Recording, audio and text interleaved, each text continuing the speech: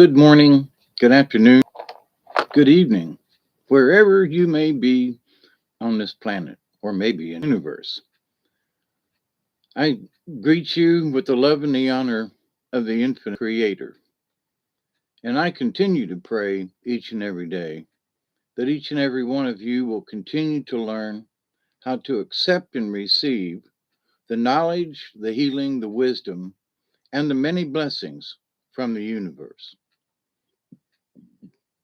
And I'm hoping that um, whether you watch this video or not, that the universe will find you and favor you with whatever things are going on in your life. Because this sure is a crazy time in the universe. Wee. And so tonight or this morning's, it is midnight. Right. In Central Time Zone, which is sort of my time zone because I don't set my clocks up, but it's 1 o'clock a.m. on the eastern coast of the United States. Um, United. Yeah, that's a strange one, ain't it? So when what is midnight? Midnight at the Oasis. Bring your camel to bed, or something like that. I can't remember the words. But this is sort of an oasis from the craziness in the universe. And how come I added the shaman into this conversation? Well, it's kind of simple, but it's a little complicated. So I'm going to do my best to try to explain it. And it is a different level of understanding. If you can find the oasis in the universe of chaos and it comes to you without effort, you have reached at least one of the oases in the universe. Because as you go along and the older you get, you find out that here you stumble upon an oasis like when I was younger. And I'm like, wow, this is kind of cool, wow, yeah, wow.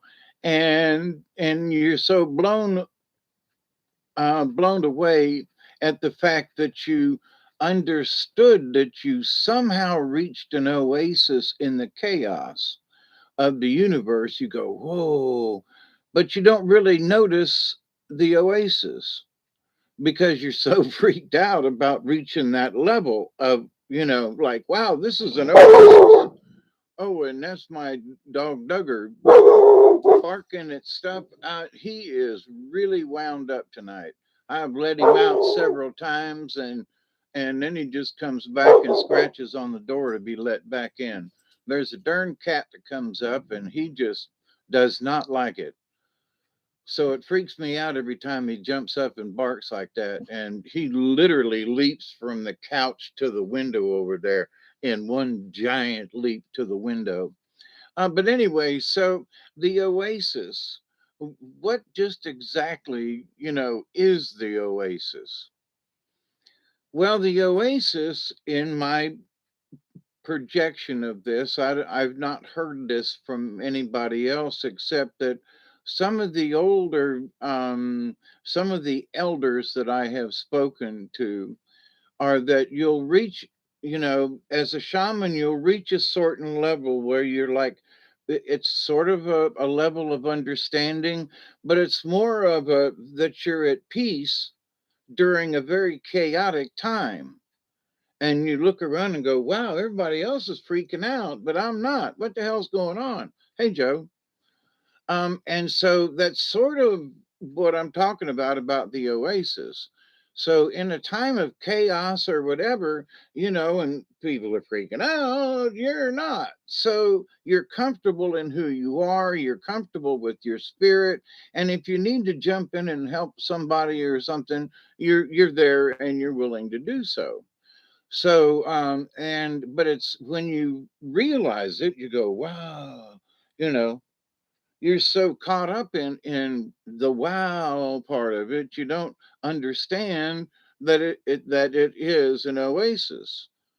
And what do I mean by oasis? Okay. Now, every time I say the word oasis, I'm thinking middle of the desert somewhere. And there are palm trees, and there are other, different kinds of fauna and flora around. And there's some kind of a natural spring, or there's something. There's a little puddle of water. Hey, Joe, how you doing? Just pop my head in for a sec to give a like. All right, Joe, sleep well.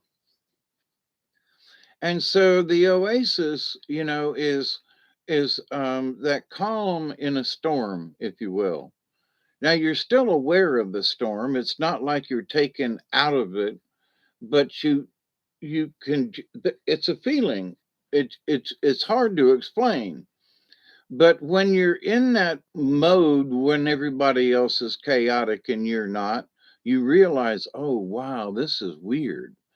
So now later on in life and in your shaman journey, if you are on any kind of spiritual or religious journey, and then, something else happens in life and you realize that, oh my goodness, there's more chaos of a different kind around you, and you have chosen to take that magic carpet ride. Now, what the hell do I mean by a magic carpet ride? Well, what I mean by that is that you're safe. You're on the magic carpet and you're floating above everything, and you can look down and see all the chaos, you can see all the craziness, and but you're safe. You're on that magic carpet. And it's not necessarily that you're tripping or anything like that, although there is some of that does go on, and without any kind of external help to get there, like mushrooms or, some kind of something like that to elevate your consciousness. Um, and that's one of the things that when it happens, you go, "Wow, I'm not even stoned. I haven't eaten any mushrooms or anything. Um, um, holy mackerel! How did I achieve this level?" And it is a level, and it's not necessarily like number nine, number nine, number nine, and it's not necessarily the steps that you're going to get to the next dimensional leap, but it is definitely different levels of understanding. Absolutely. It keeps your connection to the natural, because when you're connected to the natural and you feel these different levels come in, you go, wow, I'm more connected. Wow, I didn't know that that was, oh, wow, I can actually hear the trees talking at times. Oh, wow, I hear, wow, it's all kinds of different things of understanding, and they just come to you without having to sit down and meditate. So it's almost like a bus of understanding, if you will. And it's a big magic carpet, so you ain't gonna fall off, right? So, but it comes along and kind of sweeps you up, and you go, "Wow, I just had an understanding about something." And instead of being in the chaos, it just lifts. It just lifts you. It just lifts you up. Silly dog barking at an offensive cat from a different neighborhood.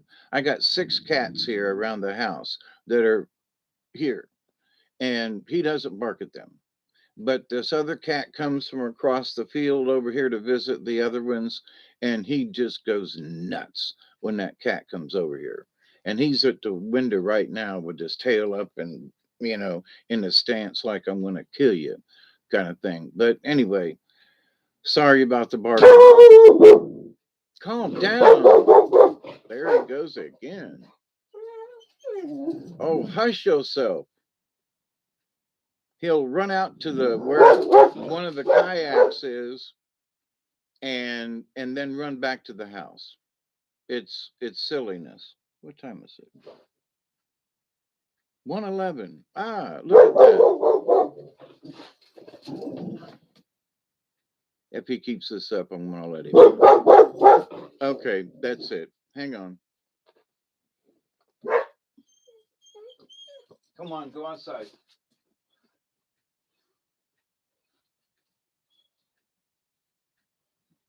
Whatever it is you're barking at, go bark at it.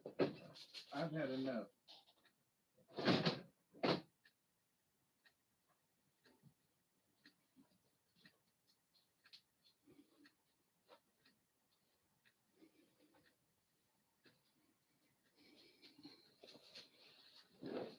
My apologies for the break, but at least we won't get interrupted by barking because it just it'll make me pee my pants.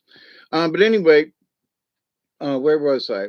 So the magic carpet kind of comes along and lifts you up at different times, and it doesn't necessarily steal you away, but you kind of look around and go, wow, you know. Now this doesn't mean that it makes you better than everybody else. Okay, because you get lifted up to a different level of understanding with nature, of people, or maybe it's just a particular chaotic situation, and where you observe other people who are involved with the chaotic situation one way or the another, and you can see it and understand it and go, wow, I can see the politics going on here. And oh, wow. And this person's getting angry and this and rather than getting involved with it, you can rise above the situation and see who's the antagonist and who's the protagonist and who's going to start a fist fight or not. um, and so when you can kind of see yourself in that situation, that magic carpet comes in and lifts you up over the heads of everybody. Now, it doesn't make you better than anyone else, okay? It may make you better to understand the situation, and that you're grateful to the universe that carpet came along and kind of got you, you know, gave you a different perspective of things. But it doesn't mean that you're better than anybody else, because you've been lifted up. Okay. Being pulled out of a situation doesn't necessarily make you smart. Now, practically, maybe, like, you're in a bar and somebody's going to start a fight or something like that, and you choose to go, I see this situation is getting worse, and rather than stand aside and watch what develops, you decide to get out and remove yourself from the situation altogether. So that's sort of, a lifting up of the understanding. You see the chaos coming and you decide, wait a minute, I'm not going to fight. I'm just came for the party, but I see that it's getting out of hand, and you decide to wait a minute, I don't want to get involved in this. I'm going to stand over here on the edge. But if you've ever seen a movie where you see bar fights, somebody's going to get punched, and where do they end up? They end up on the edge, right where you might be standing. So you might get a gunshot pointed your direction, or maybe a beer bottle or a mug or something, and you're trying to mind your own business off on the side, when your insides have told you already, maybe we should leave. And if they haven't told you, then you're not paying attention. You know what I mean? There are people who will stand on the side regardless of gunshots or beer mugs or whatever being thrown. And because they want to, they want to see what happens. Well, maybe they might get injured in the process of watching. Um, so, but anyway, so what does your insides tell you? What does your brain open you up and say, wait a minute, I need to remove myself and maybe a partner or somebody near me, and we go, hey, come on, let's let's quietly step outside. If it calms down, we'll go back in, or maybe we're just going to find another bar or another place or something, whatever it is that you decide to. Hey, Chloe, how are you? Yeah, I was thinking about you today too. I've really been down the list of prayers for folks yesterday and today. I'm just really going down the list. Joe's asleep by now, Chloe. Yeah, but I heard folks yakking tonight, and so I was like, let's do a midnight at the Oasis. Where folks can come in here. Now that's a separate, different look at this as an oasis, but folks can come in here and join the chat and voice your opinions without anybody picking on you, hopefully. And if they do, Chloe and me will toss them out or ask them to be nice at least.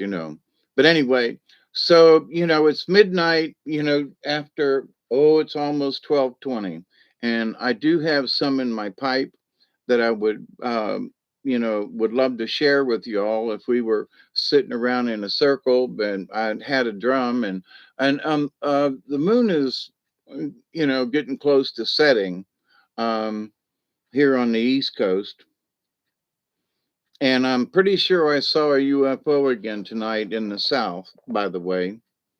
What time is it? 18. All right. I could put my glasses on, I guess.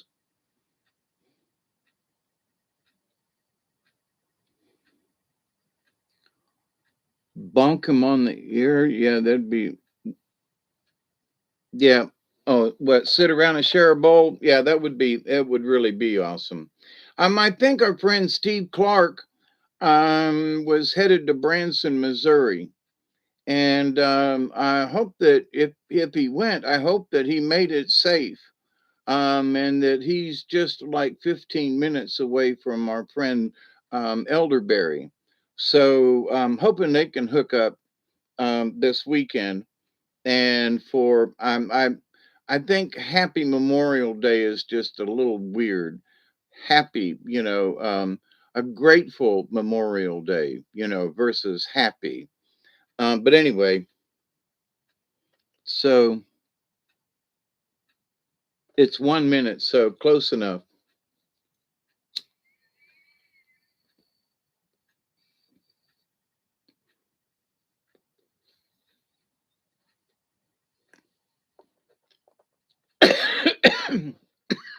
Woo-hoo. That's a good one. Let's all say thank you to Bob out there. We haven't said thank you to Bob in a while. Bob, Bob, Bob, Bob, Bob, Baran, Bob, Bob, Bob, Bob, Bob, Baran, Bob, Bob, Bob, Bob, Bob, Baran, Bob, Baran. Anyway,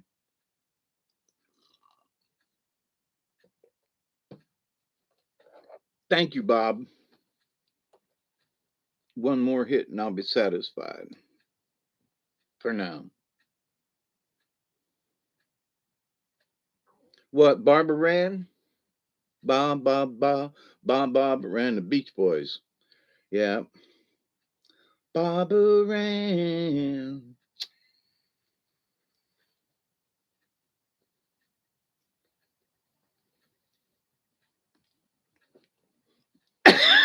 Synchronicity there, Chloe.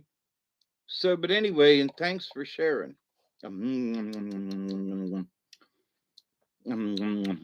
nice flavor. Nice flavor. Um, I'm silhouetted in all this darkness over here. Woo. Yesterday, you found two feathers.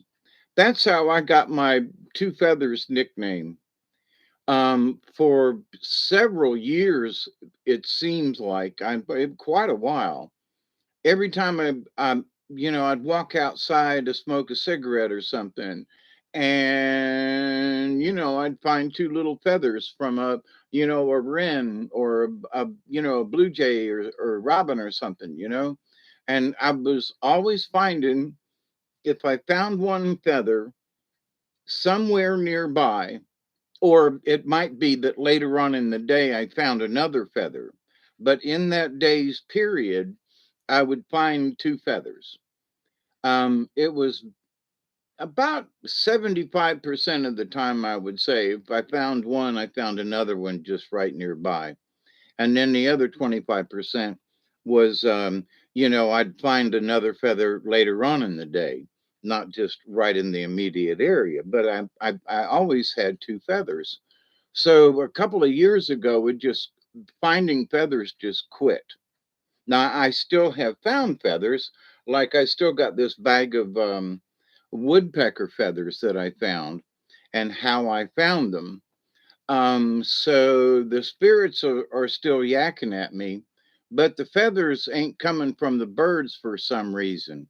And I think it's because I've reached a certain level where I don't need the two feathers all the time, because the two feathers were always teaching me something back then. And so at the age of 70 and a half, bring up my age again. Um, but those lessons were learned. And sometimes if I find feathers, it's to remind me of a lesson learned. And so that maybe I haven't passed it on, or whatever. Or maybe it's because of more time has passed and I have, had a heart attack and all the and the back surgery and everything. And so I've been through things and experienced a lot of different pains and suffering and so forth. Um, and, how does that fit in my shamanic journey, if you will? And how can I portray that to, like, listen, y'all, if you've got pains or aches, and I don't necessarily mean just physical, but, you can have spiritual aches and pains too. And so, how do you deal with them? And so, how do you deal with them?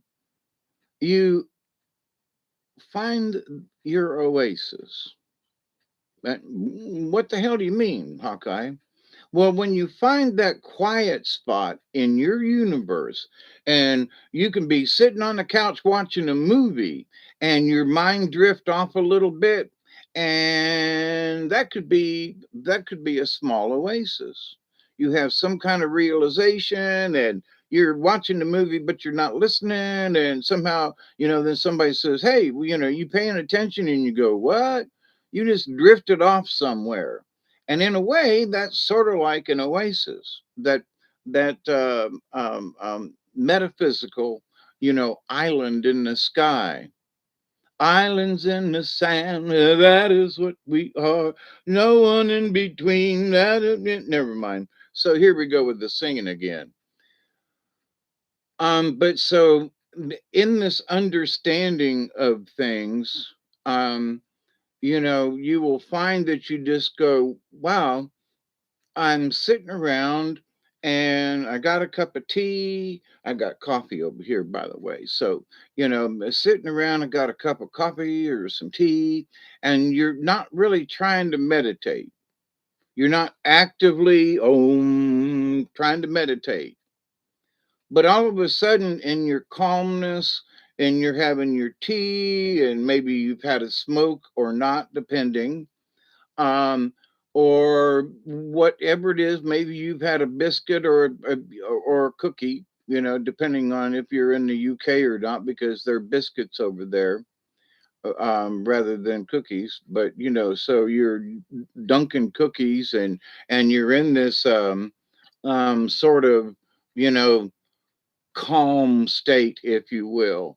And then all of a sudden, you're in your calm state and everything, and you're not, like I said, you're not trying to meditate. Hey, Diane, how are you? I love you too, sweetie. Um, I hope that's not sexist in some way. Achievement in Christmas. Um, Hello, my darling. Hello, my baby. Hello, my sunshine gal. Yeah, da da da da da da da da. But anyway, moving right along.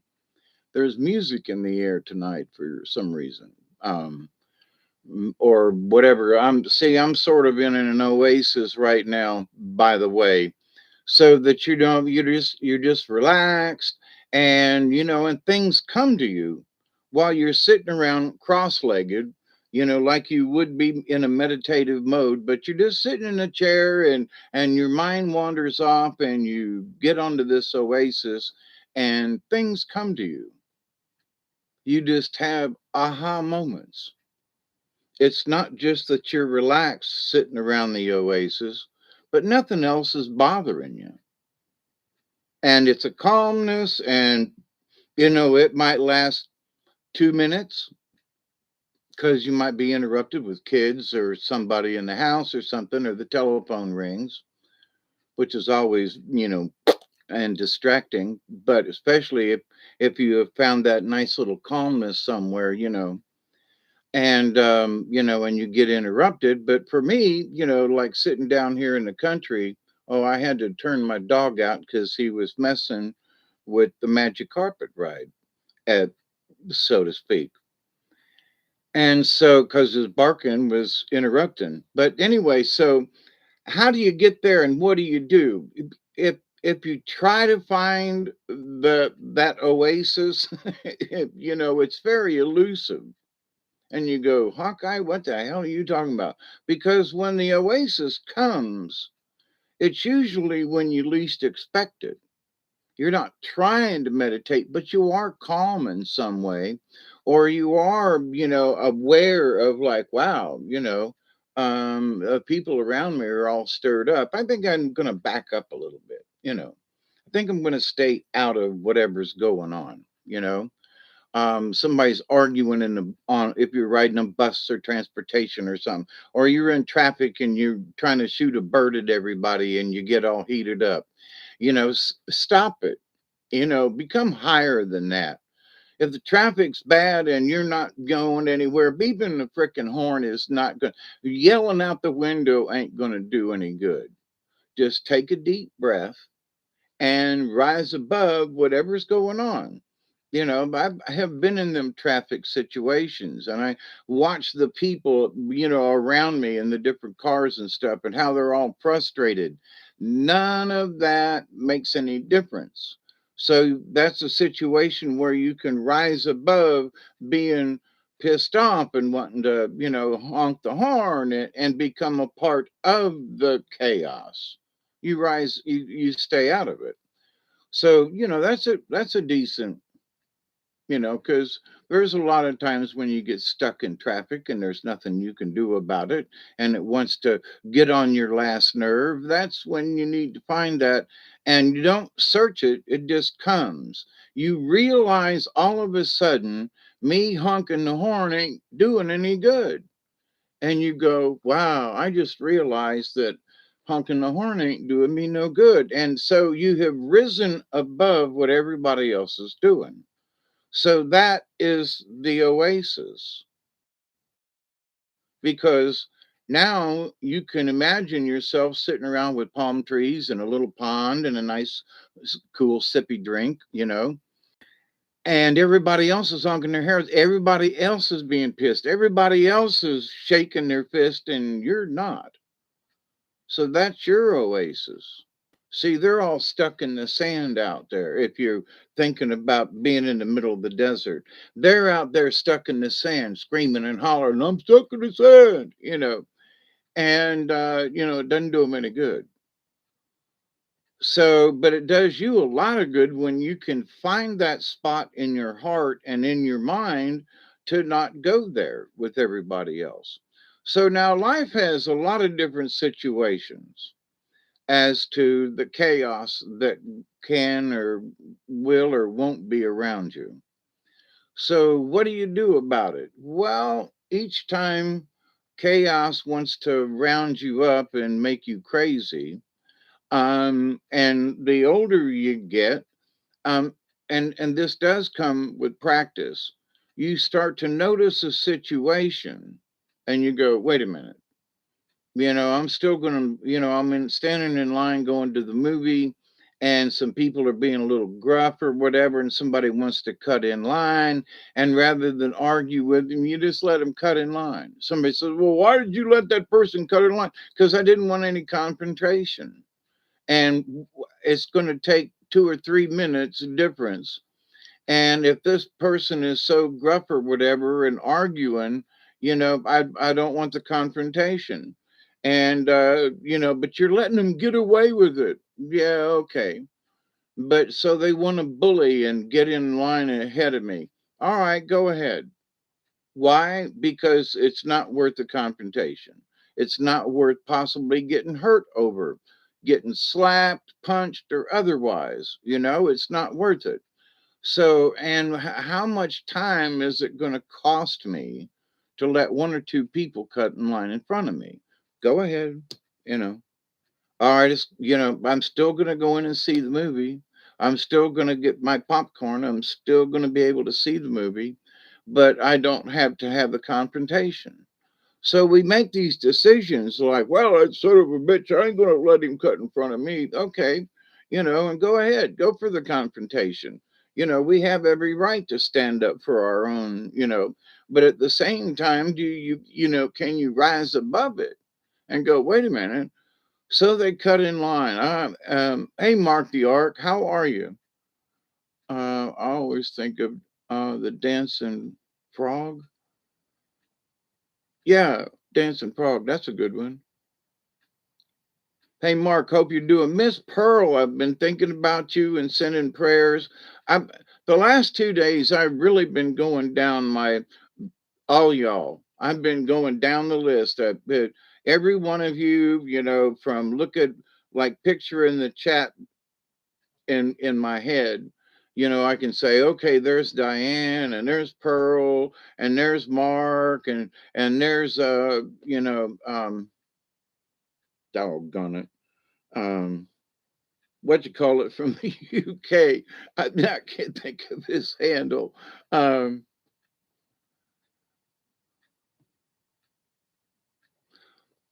yeah, I am doing better. Okay.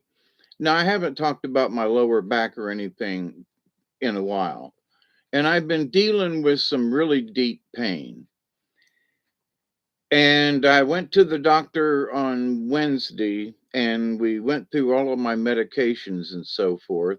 And now he had my regular doctor has decided to go ahead and help treat me with my pain, rather than worrying about the spine doctor, which has just tossed me off of it.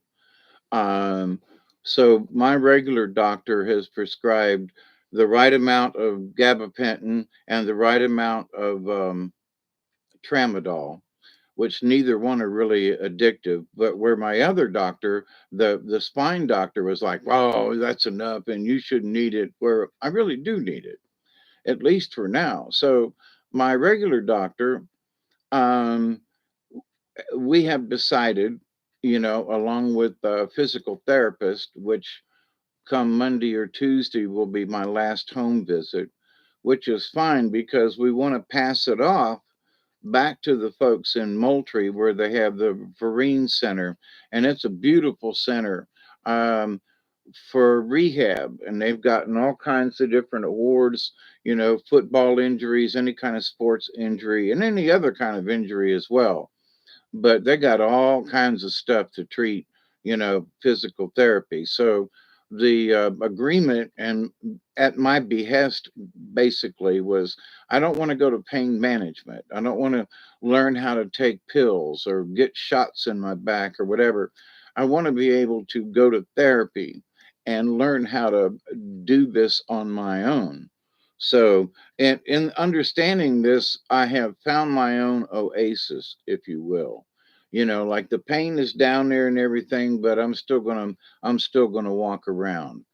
I'm, some days the pain is much more than others, and sometimes I can't find that oasis, no matter how hard I try.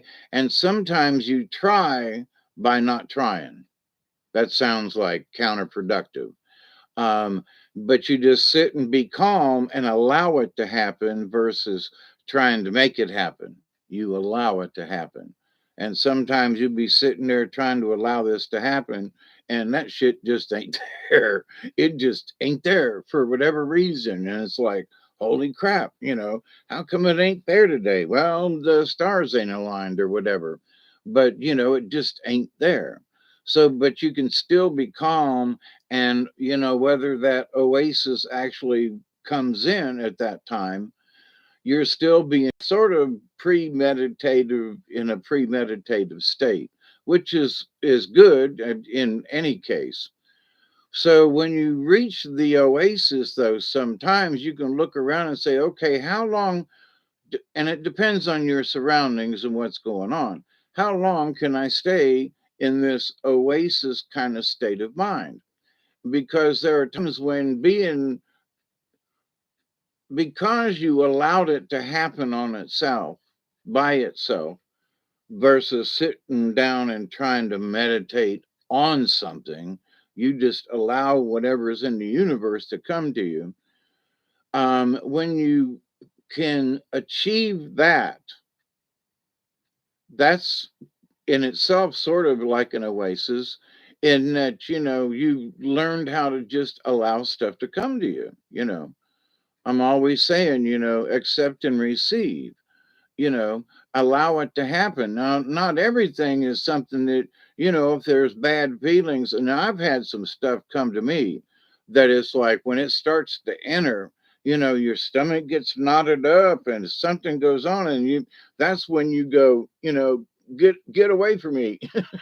you know, that's when you pull the cross out and go, okay, that's enough, go away. Um, but there are some times when you have to look at the bad. I mean, I have had to, they'll say, hang on, Dave, we're not going to get rid of this. You got to sit here and watch this. And it's almost like watching somebody get murdered. And sometimes it is watching somebody get hurt in some way. Like the thing from the volcano that I saw, and the next, within 6 hours, the volcano erupted and all them people, were killed. Down in Honduras or Guatemala, down there on the western coast. But anyway, about 5 years ago. But anyway, that was scary in my head, and I can still hear the screams of them people, being burnt alive. And so there are things that you go into this thing and you go, wow, look at that. And there's a volcano, there's all this. And all of a sudden, people are dying and screaming. And you go, wait a minute, I don't want to be a part of this. And, my creator, um, angels will sometimes make me sit and watch the rest of the movie, even though I want to get up and leave, you know. And sometimes in life, you'll have these things that are projected, or that you don't really want to watch, but you have to watch it. Now, there are some folks who, when some of these things come to them, they get so involved, and I used to be one of them. So that's one of the tricks that I have learned, is to not become involved when you sometimes see these movies, that it might be of future events. It just might be, you know, this could happen. Not that it will, but that this could be a premonition of something, right? Or maybe something that's happened in the past, and you like, maybe it was a previous life or something, or maybe it's just a lesson, you know? Sometimes it doesn't really pertain to you. It's just a movie that your brain is playing out, and maybe you'll remember some of it, and you'll be able to reach that oasis because something has played out in your head.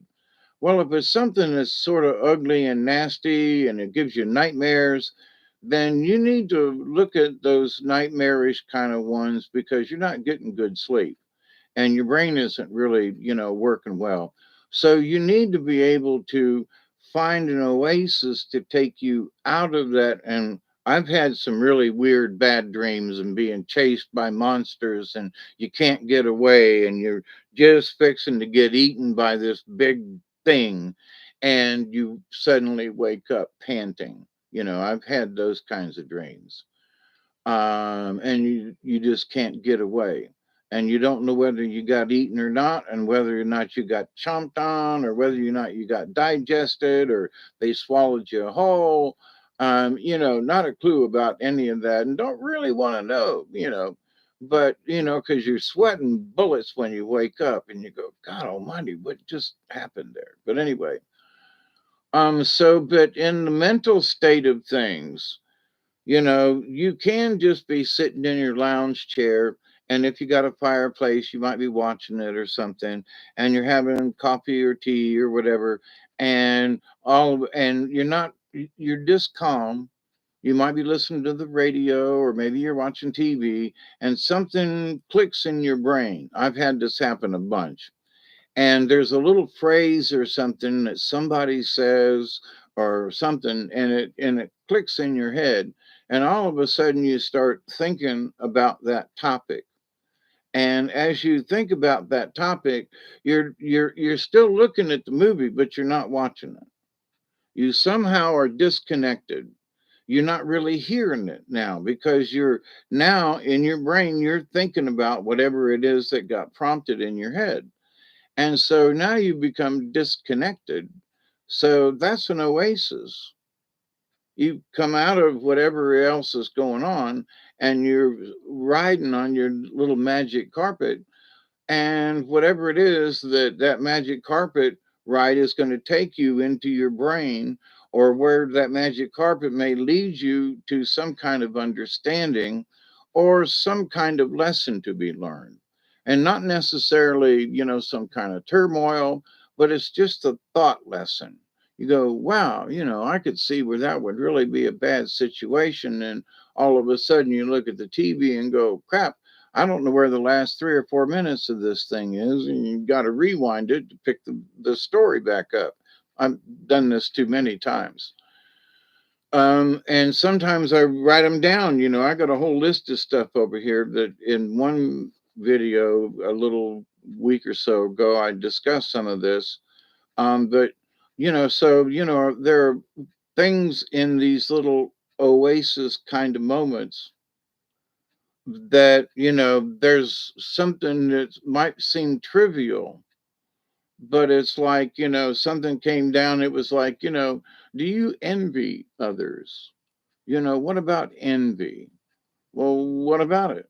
you know well, do you covet your neighbor's stuff? Are you envious or jealous? Or what about envy? Do you envy the world because I'm living down here in the swamp, and I got old all of a sudden and kind of sort of crippled, and I don't want to be this way. And I had an operation to correct this stuff. And how come this ain't going better? And how come I'm still, bent over, and how come I'm not kayaking yet? And how come all these things? Now that's just me personally in my current situation.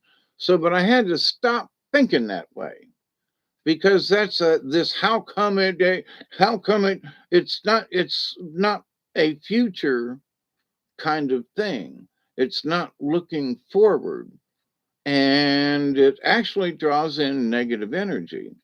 So, and I just have gone through this, all right? So I'm looking at stuff and I'm going, man, I just can't think that way no more. Well, how come it's happening to me? And why is it happening? And what did I do wrong in the universe? And, you got to slap yourself. I did, and said, Dave, Hawkeye, you got to quit this shit. The why me, Lord? What have I ever done to deserve even one on my way back to you? Lord help me, Jesus. Waited. And anyway, um, but so in this lifetime, the why me and what happened and what you get caught up in it, and to where you can't look forward enough. Because like today, yesterday, looking out the window, and I'm like, it's a perfectly beautiful day, but my back was hurting, and so I decided to sit here in the chair. Oh, I have this wonderful um this is a heating pad. It's a big, it's 3 foot by 20 inches wide. And I mean, I'm sitting on it down here on my buttocks, and it goes all the way up. Oh, I lost it. Where is it? There it is. I have to readjust. And I got a pillow that's sitting back here somewhere. But anyway, it helps to relieve my back.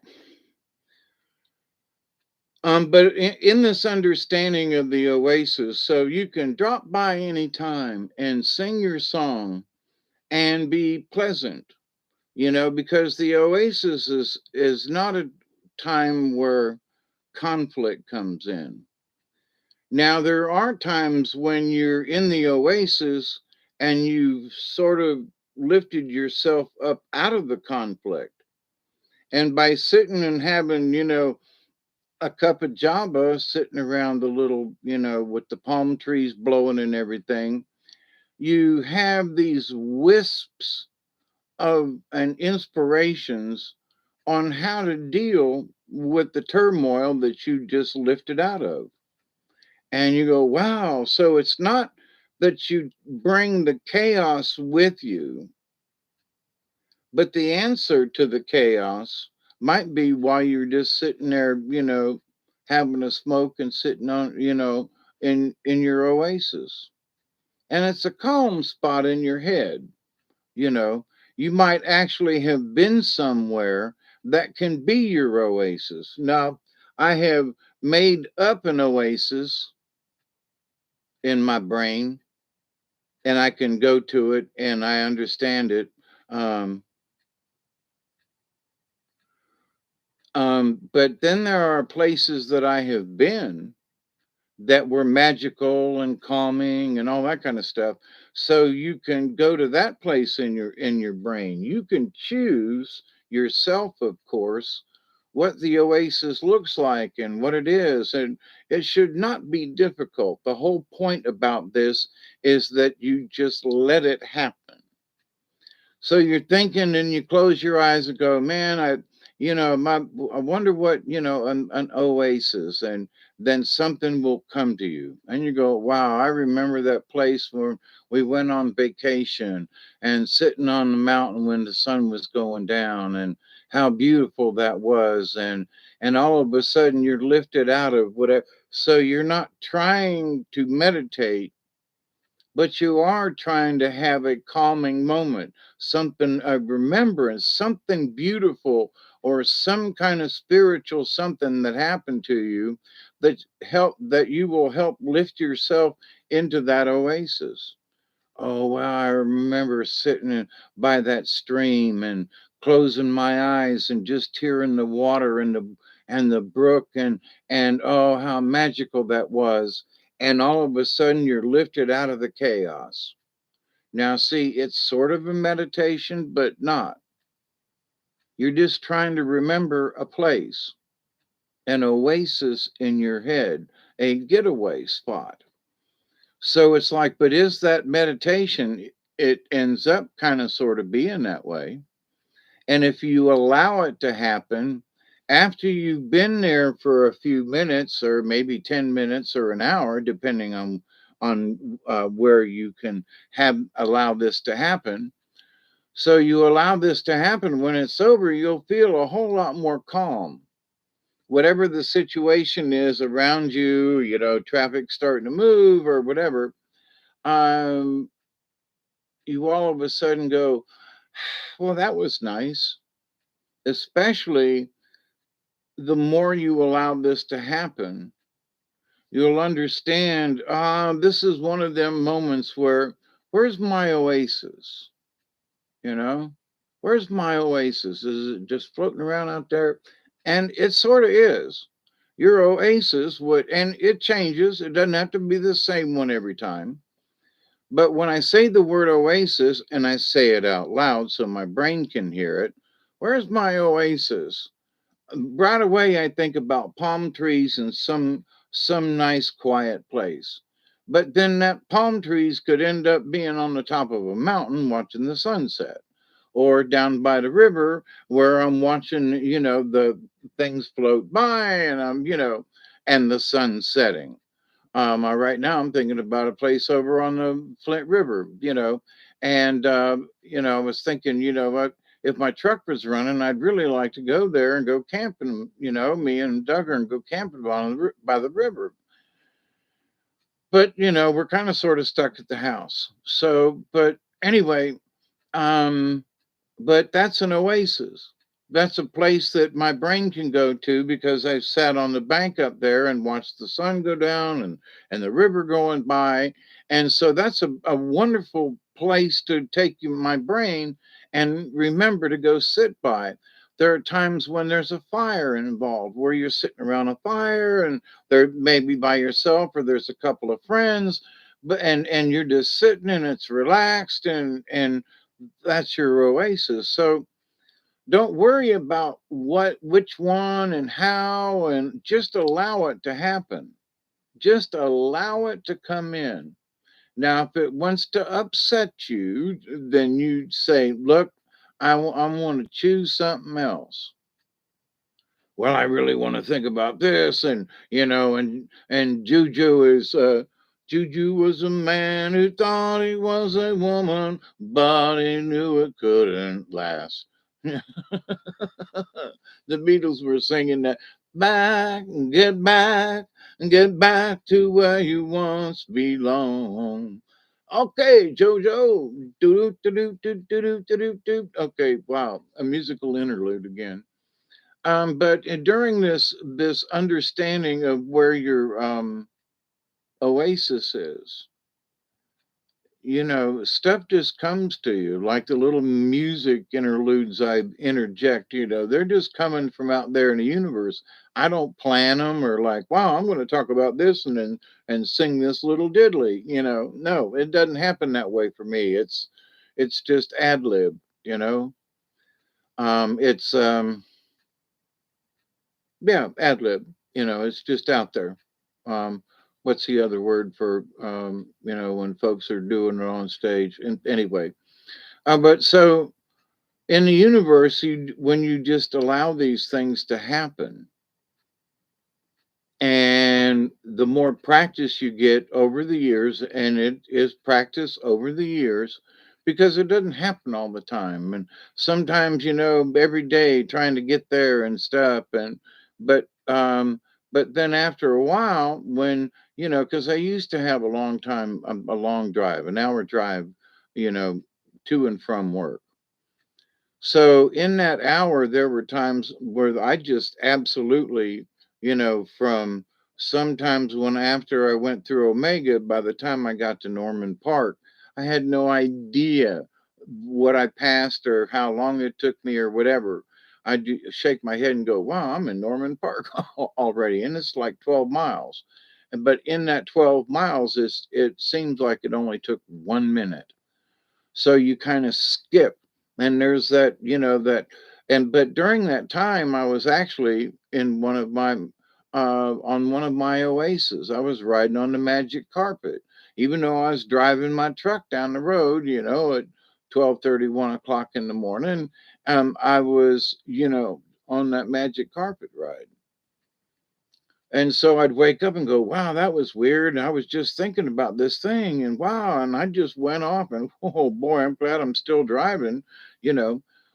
So these cosmic moments can happen at any time.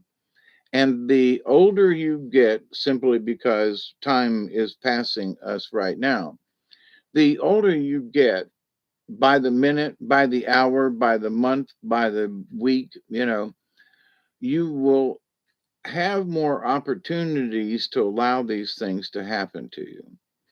So rather than Rather than trying to plan these events, you can plan to be calm. Okay. You can say, well, this is really upsetting to me, but I'm not going to let it upset me. So when you make that decision, yeah, and it could be, like somebody passed away and you didn't really know them too much, but it's almost like you over grieve, you cry too much when that it's like, well, you knew him a little bit and you had some interaction with him, but oh my god, you're like crying for 3 days and this person and the family, and then it's like, you need to go, hold on there. That's overreacting to the universe. Oh, but he was a good person and he left his wife and children. Shut up. It's been 3 days. Calm down. You're overdoing it. You're accepting something from the universe, and you're just simply overdoing it. Okay? Because there are a lot of positive thoughts you can have instead of grieving so deeply over someone that you knew just a little bit, you know. And there's nothing wrong with grieving, but there are some folks that I've seen have just gone wacko over this stuff. And you do want to say, hey, listen, put it down and move forward. But the one thing is, somehow you need to explain to these people in a kind and gentle way, that you're over grieving for the person.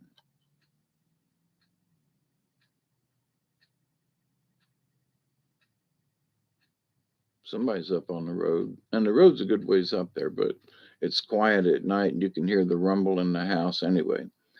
And Duggar's still outside. I haven't heard him bark, but he's patrolling. But so anyway, so what do? You just tell them, say, listen, there are different ways to grieve and find the happiness from what that person was or did. And find a way to turn that frown upside down and smile, and be kind to them. But if and I don't mean the first day, and then somebody's overreacting. Okay.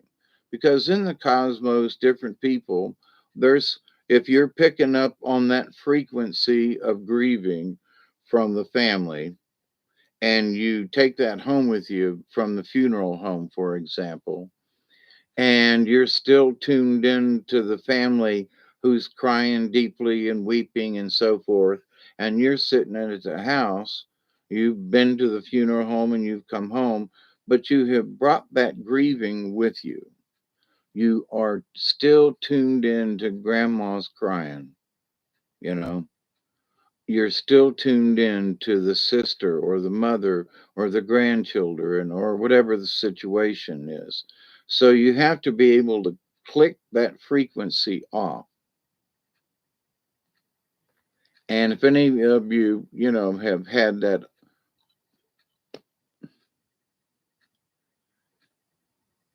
I want to say, if you've been, fortunate enough to have experienced that, but it's actually maybe a misfortune. But if you have brought that grief home with you, and that you have, if you have realized, oh my God, I brought that grief home with me. It's all right to cry and sniffle and think about Fred who passed away, but oh my God, I brought the grief home with me. Now that's a realization and a jump in your spiritual sense, in your shaman or religious or whatever experience. When you realize that it's okay to grieve, but when you bring it home with you, it's like, whoa, now, okay, Nellie, let's put this down because it's not necessary. It really isn't. The person who's past is out there flying around in the universe and doesn't require you bringing the grief home with you. And you shouldn't feel obligated to bring the grief home with you.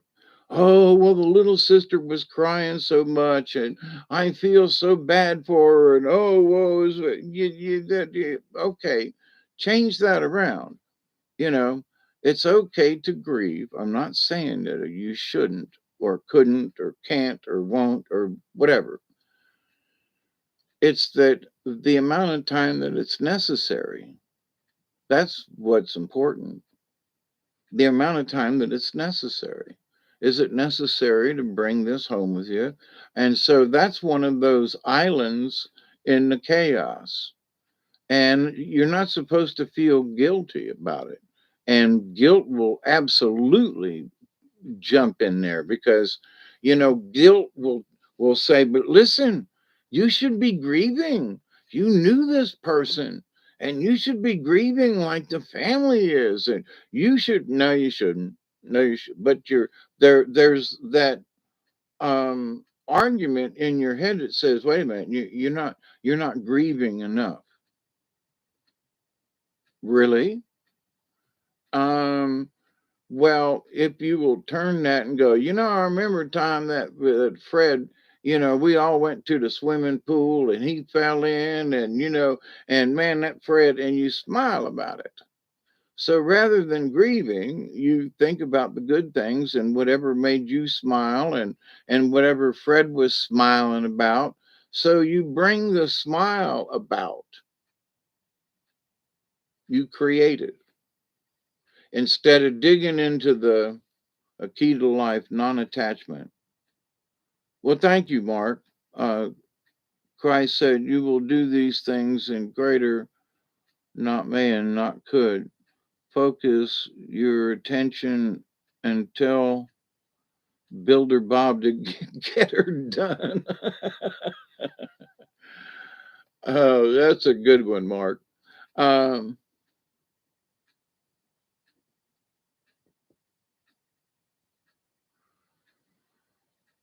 but anyway, with these little, aha moments, you might call them, but when you're doing your normal stuff, and then all of a sudden you're out of your current situation, and sometimes it happens that really inopportune times. In other words, um, not now. Let's not do this now. This can wait till later. And but you still all of a sudden have this aha moment that if you don't have the moment right then, I've had this happen where it's like, take a step and go back over here. Yeah, but I'm in a freaking meeting. Yeah, but we got this aha moment. Yeah, but no, no, no, no. Come over here. We need to finish this aha moment thought now, because you later on in 10 or 20 minutes, you can't get back to the same spot you were in 20 minutes before. The aha moment just ain't there. Whatever started it, carried it, whatever energy in the universe that it was floating around that had come to you, you ain't going to get it back. Or very, very seldom, I would say. For me, trying to get back into it, that's one of the things I learned. You can't find it again. It's like, well, but I was thinking about this, and it's like, okay, now what was it? What was it? Come on, because now you're trying to force it, right? Instead of allowing it to happen.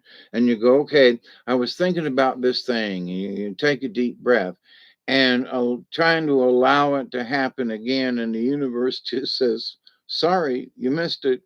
Either you take it now when it's happening, or, just take the risk of missing it altogether. So, and that musicians have talked about it. When a song or a tune or something comes to them, if they don't write it down right then, they lose it. They try to go back to it. And I've had some really good ideas over the years. And if I don't have a piece of paper, or I say, well, I'll write that down in a couple of minutes, even 5 minutes, it's like, now where was I? And son of a bitch, what it was about this, and I can't remember. And but 5 minutes earlier, you've got this tune running through your head, and there's words and maybe a verse or something, and you got this tune, and you go, well, not now, and you're doing something else, or you just say to yourself, well, I'll get back to this. You never do. You never go back to the same spot. You'll go back to a different spot, and sometimes it's actually more enlightening than the first time you went into it. But so, anyway, in the universe, this stuff is trucking around. So, allowing it to happen. So, you might say, well, there's some evil running around there and some bad ideas. And again, I will state that sometimes you have to listen or watch the evil stuff. Not that you have to get involved, but like what Mark says, um, uh, anyway, that you don't, a key to life, non-attachment. Yeah. So you don't get attached to what the universe is trying to show you, but you watch it kind of back up a little bit and let it play out in your head. And it's like, well, that's some evil shit, and somebody's doing this, and blah, blah, blah, blah, blah. Just let it play out. And it's like, well, what does it matter to me? And it might just be that it doesn't matter to you, but it's still a lesson. The universe is giving you this tiny little movie clip they want you to watch for whatever reason. And you go, well, that was interesting. you know, I've done that a couple of times where I just, well, that was weird, you know, um, and look up and go, okay, now why'd you play that? What was up with that? And they're sitting up there and they just kind of shrug their shoulders and go, well, it was laying around and we played it, you know. We found this clip. We just wanted you to, yeah, be the observer. Yeah. And I've talked about the observer point of view for a good many years now, and glad that you brought it up, Chloe.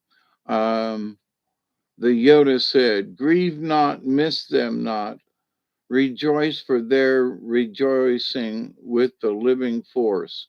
Yep. And there's always that, I was thinking today when I was outside for a little bit, it was like, you got to be grateful.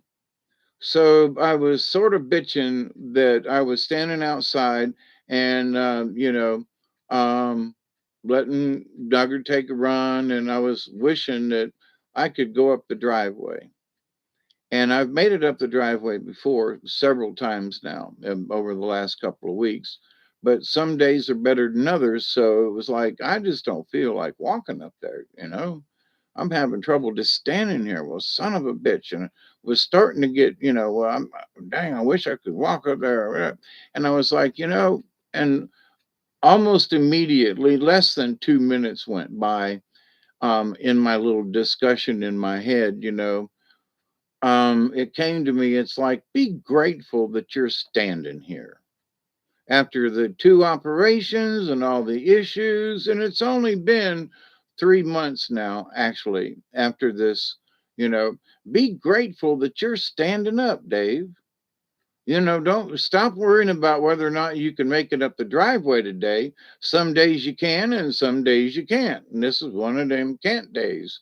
But don't, and I was like, but I really want to, and blah, blah, blah, blah, blah. I'm going to check on the blueberries, and it's like, so tomorrow. So do my exercises here that physical therapy has showed me. Do my exercises, turn on the heating pad, and find a comfortable position, and get ready for tomorrow. Because tomorrow, no matter what happens, we're going to push it. We're going to go up the driveway. We're going to take that walk. Um, so, I just couldn't do it today. But I had, out there, I was like, but be grateful that you're standing up, and I don't have a cane or a walker. Be grateful. And I was like, yeah, there are, and I've talked about it, sometimes we have not said thank you to the universe enough. And so earlier today it was one of those that was like, yeah. Now, don't get me wrong. I mean, I'm grateful all the time, but today It was just one of those, almost a boo-hoo moment. Oh, you can't go up the driveway. You don't really feel like it. Son of a bitch. And so um, I'm grateful a lot, at least I'll say once a week, but it's more than that. But that I'm grateful to the universe. What time is it? 2:11. I'm getting my bowl ready here for the 20 mark. But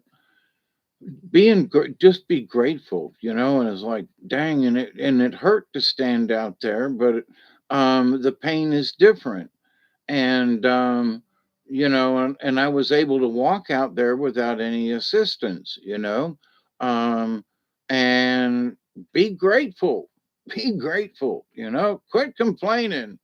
Now the complaint department is like, how long do we stay in the complaint? In other words, if you have a flat tire and it pisses you off, how long do you stay PO'd? Do you continue to be PO'd all day long, which is something I used to do back in the day? Or do you get PO'd for a couple of minutes and then you change the tire and quit being pissed off? You just you stop it, or you carry it on. you know it's sort of like over grieving. You pissed off, the tire's flat, you're going to have to spend money, and you don't get your money until Thursday, and it's Tuesday, and all these things, and blah blah blah, and it's all you can do is be PO'd. So, but how long are you allowed to stay that way, or should you stay that way? Well, one of the things that I'd heard years ago, and it was supposed to be from Saint Germain, okay? And somebody asked the question to Saint Germain. Somebody was supposedly channeling them, and I'm not sure if it was, but I found that this was just good advice.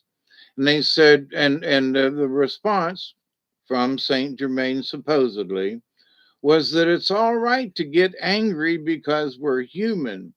It's what we do with that anger and how long we keep it in our hearts. Because the longer we keep it in our hearts, the darker our hearts become. So if you're trying to live a life with a light heart, then holding darkness in it by being PO'd or whatever, that's counterproductive to what you really want to happen. If you're on any kind of religious or a spiritual shamanic kind of journey. So, but it's all right to be mad, it's all right to be PO'd. So give it 5 minutes. You should give it a time limit and then stick to it. So for me, back in the day, I said, okay, I'm going to be mad for 10 minutes.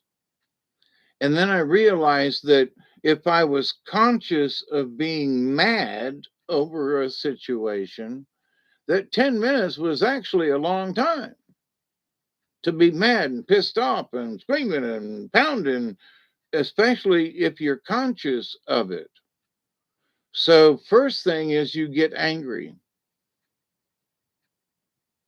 It's 2:14. Okay. I thought the 3 was an 8. Um, but in this, you can see your situation. And the first thing is to be able to put a marker on, oh, I'm getting angry again. And then you realize that you are angry.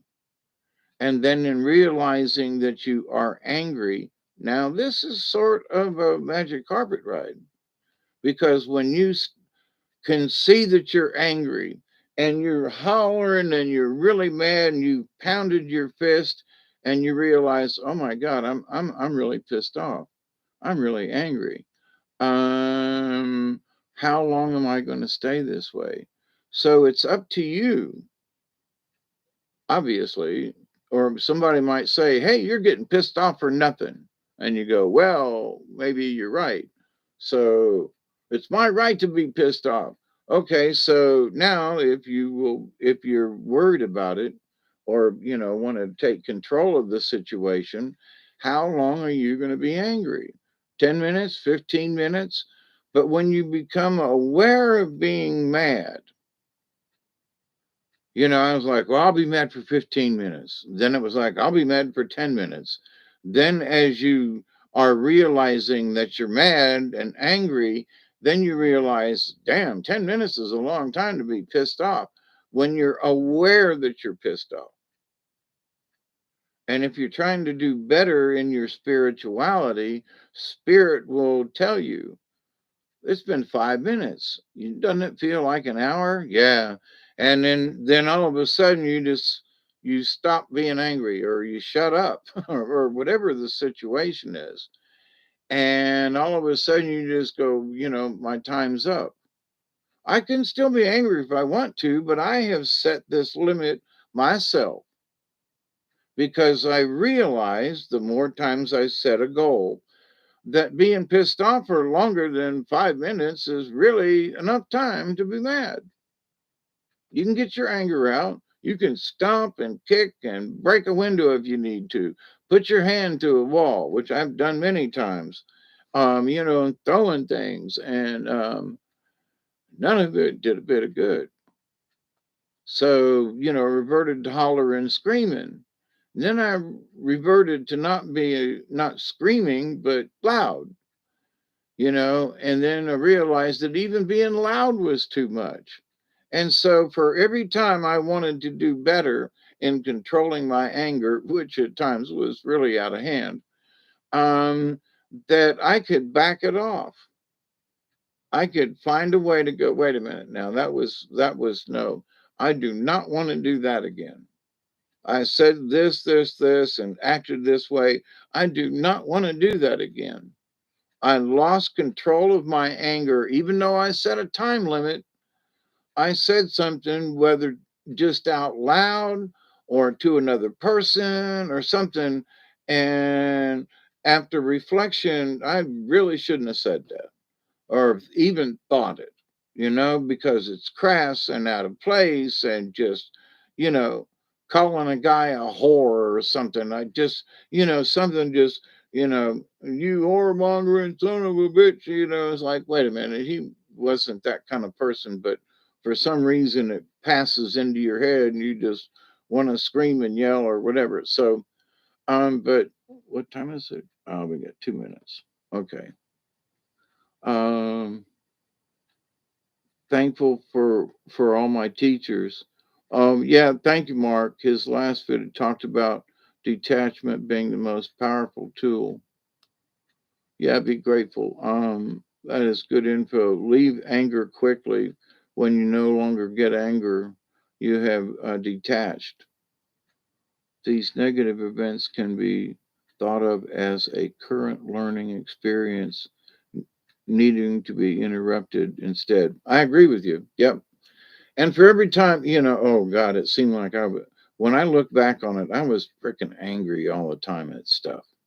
I was real, and, it was the anger. Of course, I stayed drunk a lot, and, and when I could, cocaine or some other kind of drug, um, which absolutely interrupted my brain thought pattern and kept me from being level headed, whatever that was back then. um but when you become aware of the anger, now there were times when I was aware of my anger and I just let it go. I was like, screw it, I have every right to be angry. So in my youth it was like, I have every right to be angry, but then later on in life you learn, but should I? Is it, I missed it. Okay, but should I get angry? You know, morally, spiritually, should I get angry?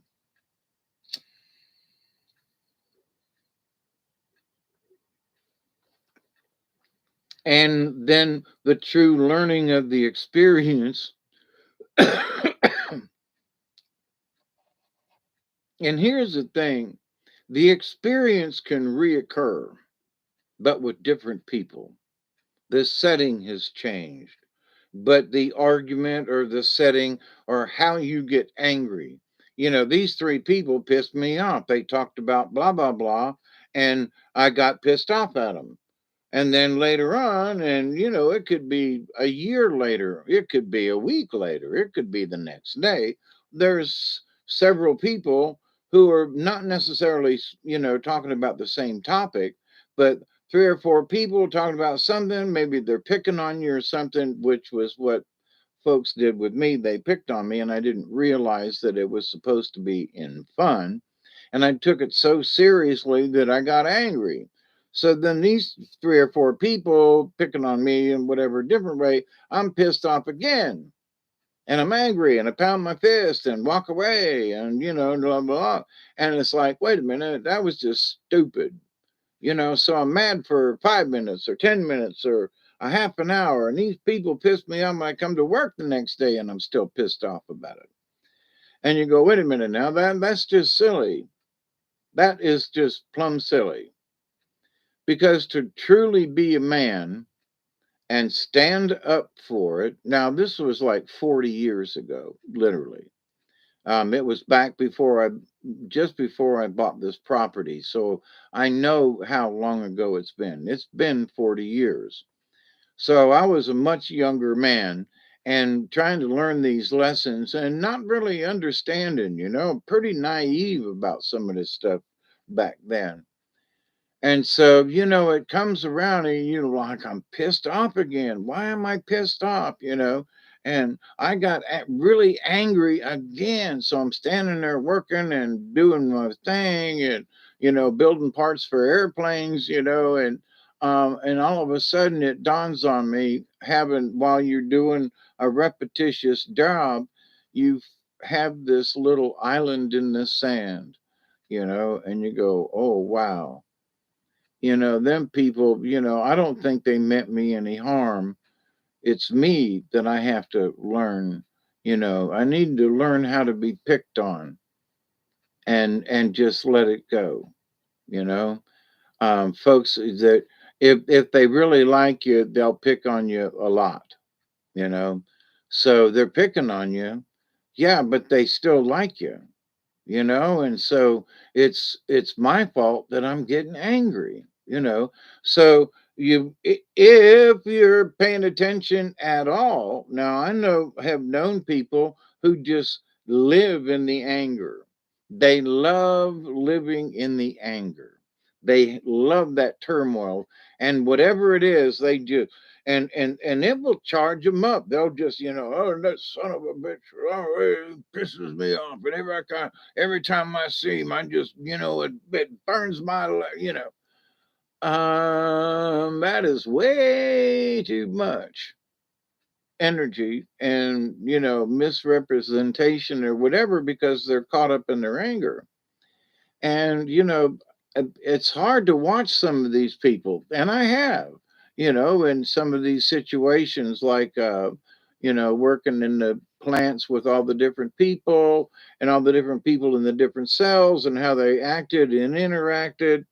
And, and some of these people would hold a grudge literally for years, because some like me, I worked there almost 7 years or right at 7 years, just shy of it. So you work at some place for that long and you've known people for that long and you've interacted with them and you watch and you go, Matilda is still pissed off at Beth over there.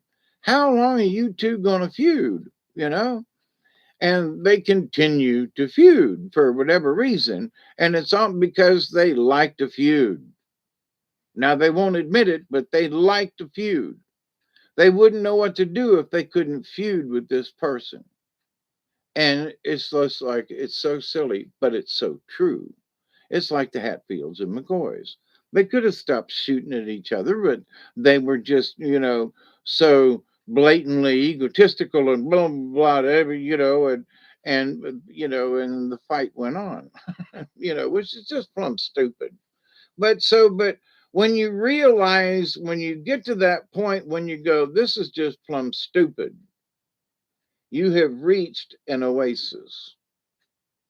You have reached a point there where you just like, well, I can see the stuff that's going on, and this is just, this is just plumb crazy. It is literally just plumb crazy. And you don't want to be involved or whatever. So, what do? You allow that magic carpet to take you on whatever that journey is to watch the situation. And I think, Mark, you might have said it detached. Yeah. When you no longer get angry, you have detached. Yep. It doesn't mean that you've left the situation, but you have,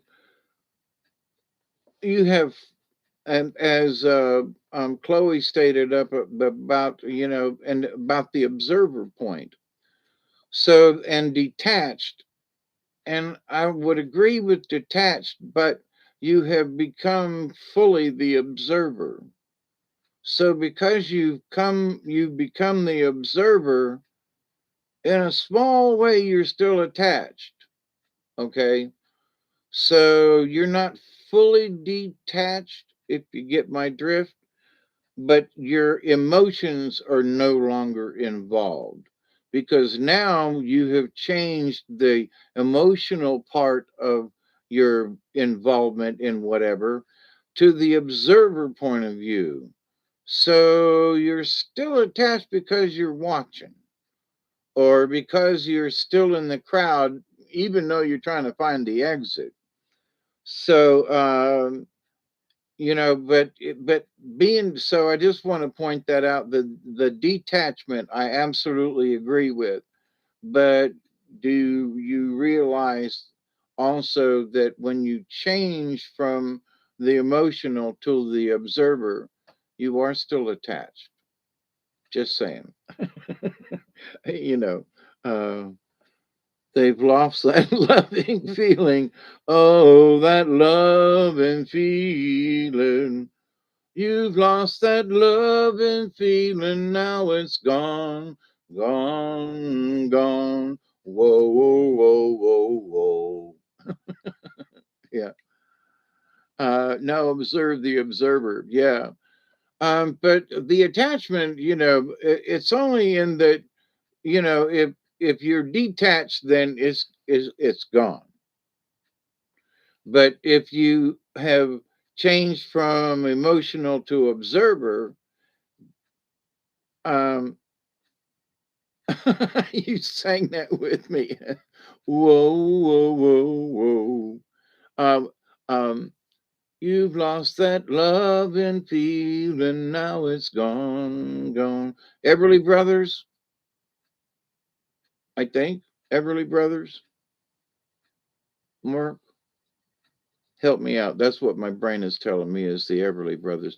I when there were a couple of people that I used to sing with and play guitar with back in the day, and that was one of the songs. Well, Mark, take this with a grain of salt. Well, Mark, it's up to you to find out who sang that song. I commend you to, it's your job to. All right, never mind. But about the observer thingy and the attachment. So being, being that I'm joking around, but if you want to, yeah, that would be good too. But um, I'm, I'm going to bet a nickel it's the Everly Brothers. Um, or what other brother would it be? Everly Brothers. Anyway, we'll see. Um, Now you got me, now I'm off on my island, thinking about the song and thinking about the times that, we were doing it with harmony and at a party or whatever, and we were all singing. And anyway, so off on an island while I'm sitting here talking to you. Nyom. Um, but so in a religious standpoint, Righteous Brothers. Oh, that was the next one I was trying to think of. There were other brothers And I was like, um, um, Beverly Brothers. Who else? It's the Righteous Brothers. I lost that nickel.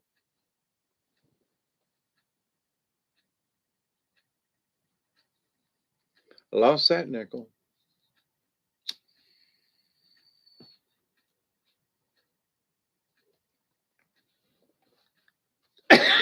I'll pay you next time I see you, Mark.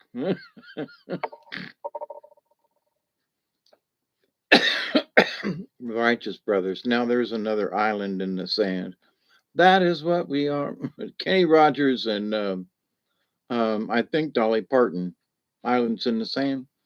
But anyway, so in the universe of things, those folks who want to be spiritual, you know, then there are folks who just don't want to pay attention to it, and they're off on little tangents, and they're thinking about Margaret and blah blah blah, and they're thinking about this and that, and they really don't have time. Their brains are addled with other stuff and their phone and all the apps they're using, and this and that, and playing the little games and stuff, and while they're driving, um, and they're multitasking and with stuff that don't really, it's stupid, but they're multitasking. Um, and so it's like, those folks have fewer chances of allowing this to come in, because and a lot of these people now with their cell phones and stuff, they can't put it down. They have to be doing something in their brain tells them they have to be looking, searching, watching, listening. They got to have it on. And I went through that with the computer years ago. Couldn't get out. I'm like, go get a drink, come back. Go get a drink, come back. Go to the toilet, come back. What? Well, I'm watching YouTube or doing a this and doing that. Was any of it, any good? Well, some of it, the research I did was good over the long run, but I basically wasted a lot of time because I was drawn back to the computer to watch it, to look at it, to do something. Thank you, Chloe. It was, huh? Put it in the kitty. I got you, Mark. Thank you. Jolene, Jolene, Jolene, please don't take my man. Please don't take him it just because you can. Yeah. Jolene, Jolene, Jolene, Jolene. Please don't take him just because you can. I was trying to get the right key, you know. Um,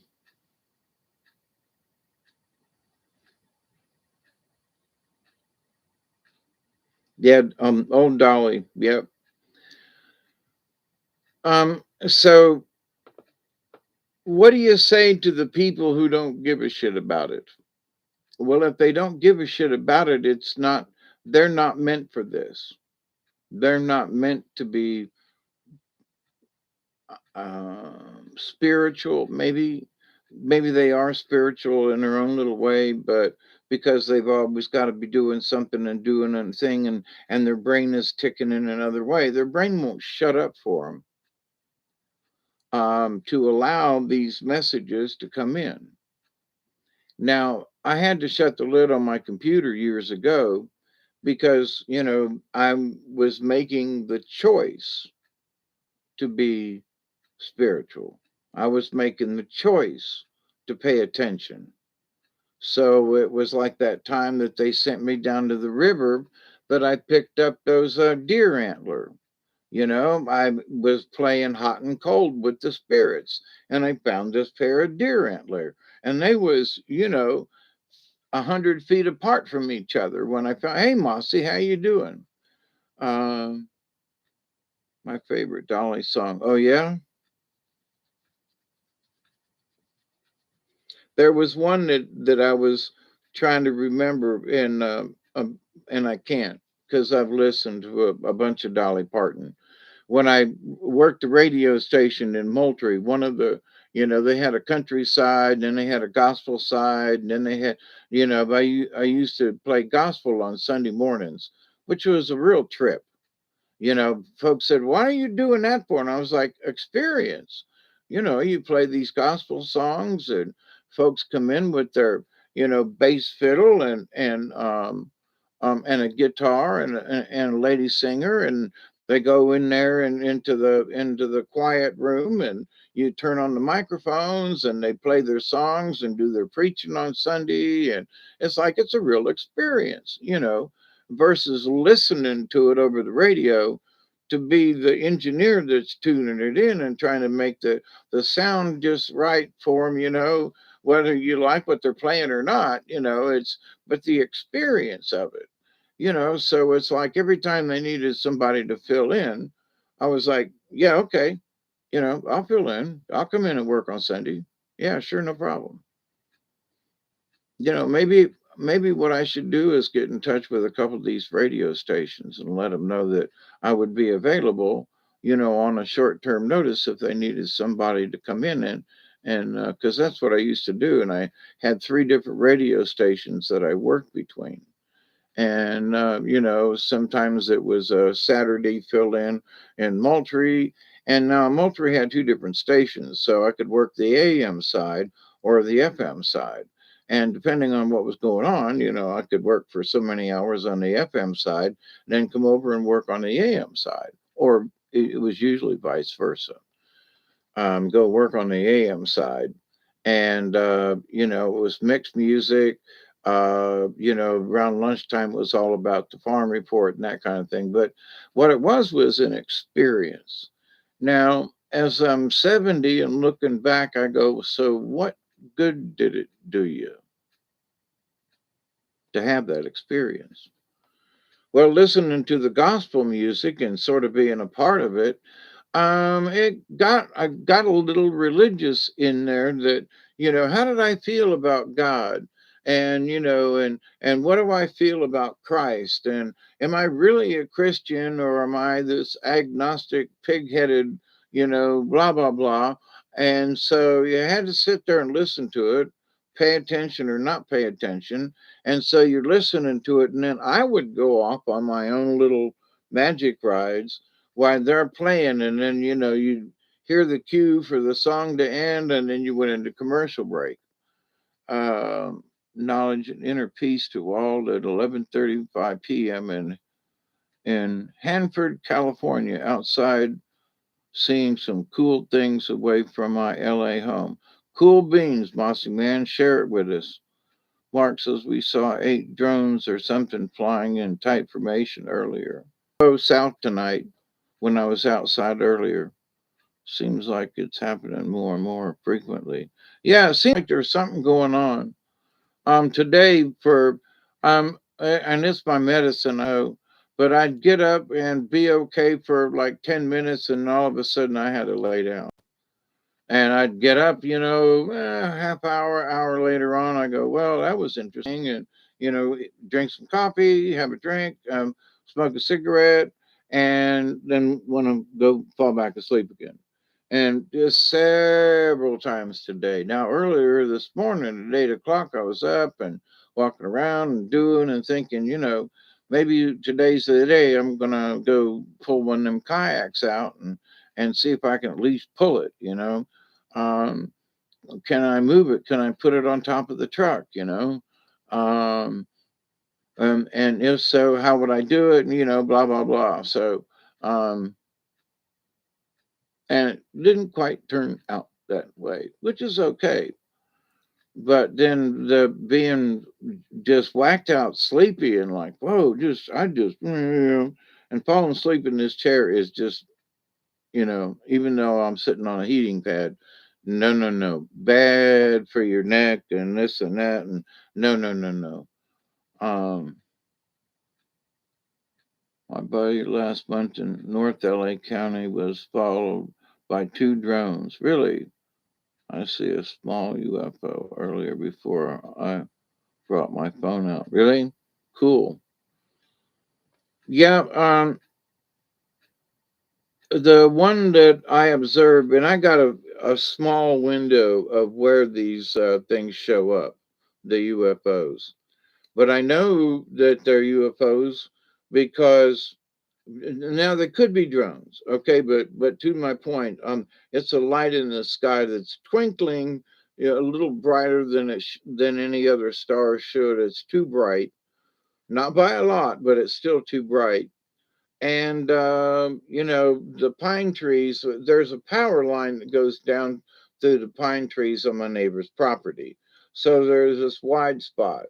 So I'm looking south, and they'll show up, you know, in this open spot in the trees. Well, they show up in other places, but I can't see through the trees. But anyway, so when I'm observing them, so you see this spot in the sky and you go, oh, let's see if it's a planet or not or whatever. And then the next thing you know, if you stand there for a few minutes, that light has moved into the trees. Well, stars don't move that fast because you can see the stars up above and you can gauge by watching them. So tonight was one of those. I was like, wow, is my eyeballs, am I really too stoned or what's going on?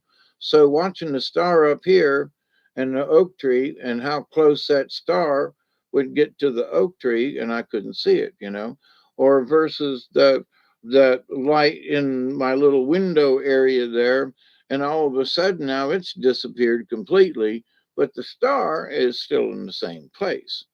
So, you know, it's not an airplane because it was moving too slow. There are no other flashing lights that determine it. And so the UFO buddy's back, you know, and it's over the Gulf of Mexico from where I'm sitting and where it is in triangulation. So these UFOs are over the water. So there's a lot of folks, especially Dante, who we haven't heard from in a while. Wow, that was a flash of light over there.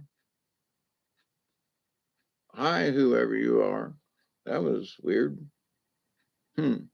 But so, um, you know, they're using the water for fuel, and you know, maybe they're making hydrogen or you know, hydrogen. Yeah, is that right? Anyway,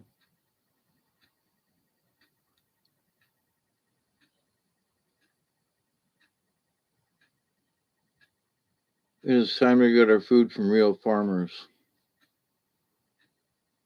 Seems to happen after eating. Fasted a day and had energy all day. I fasted a day and kept falling asleep. You know, I really haven't had much to eat all day long today, and I didn't have much to eat yesterday. Um, but it was interesting when I went to the doctor's the other day. I weighed 181 pounds, which means I gained 3 pounds, and I was like, huh, I don't know what I've eaten to gain 3 pounds. So that's interesting. Got to make sure I take my water pills, but I'm peeing all the time, so I'm not retaining water. And if I am, it's not showing up. But anyway, so with the universal stuff though, um, it depends on the person as to whether or not it's important to find their oasis, to find out whether or not they want to move up a level. And so, how do you tell if you're being successful in learning to be spiritual? Now, not necessarily a shaman. Um,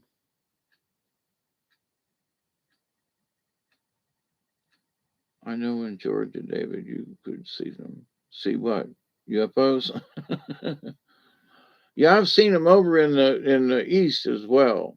You know, there's a place just down the road. It's literally 2 miles, and it's one of the highest spots in the county.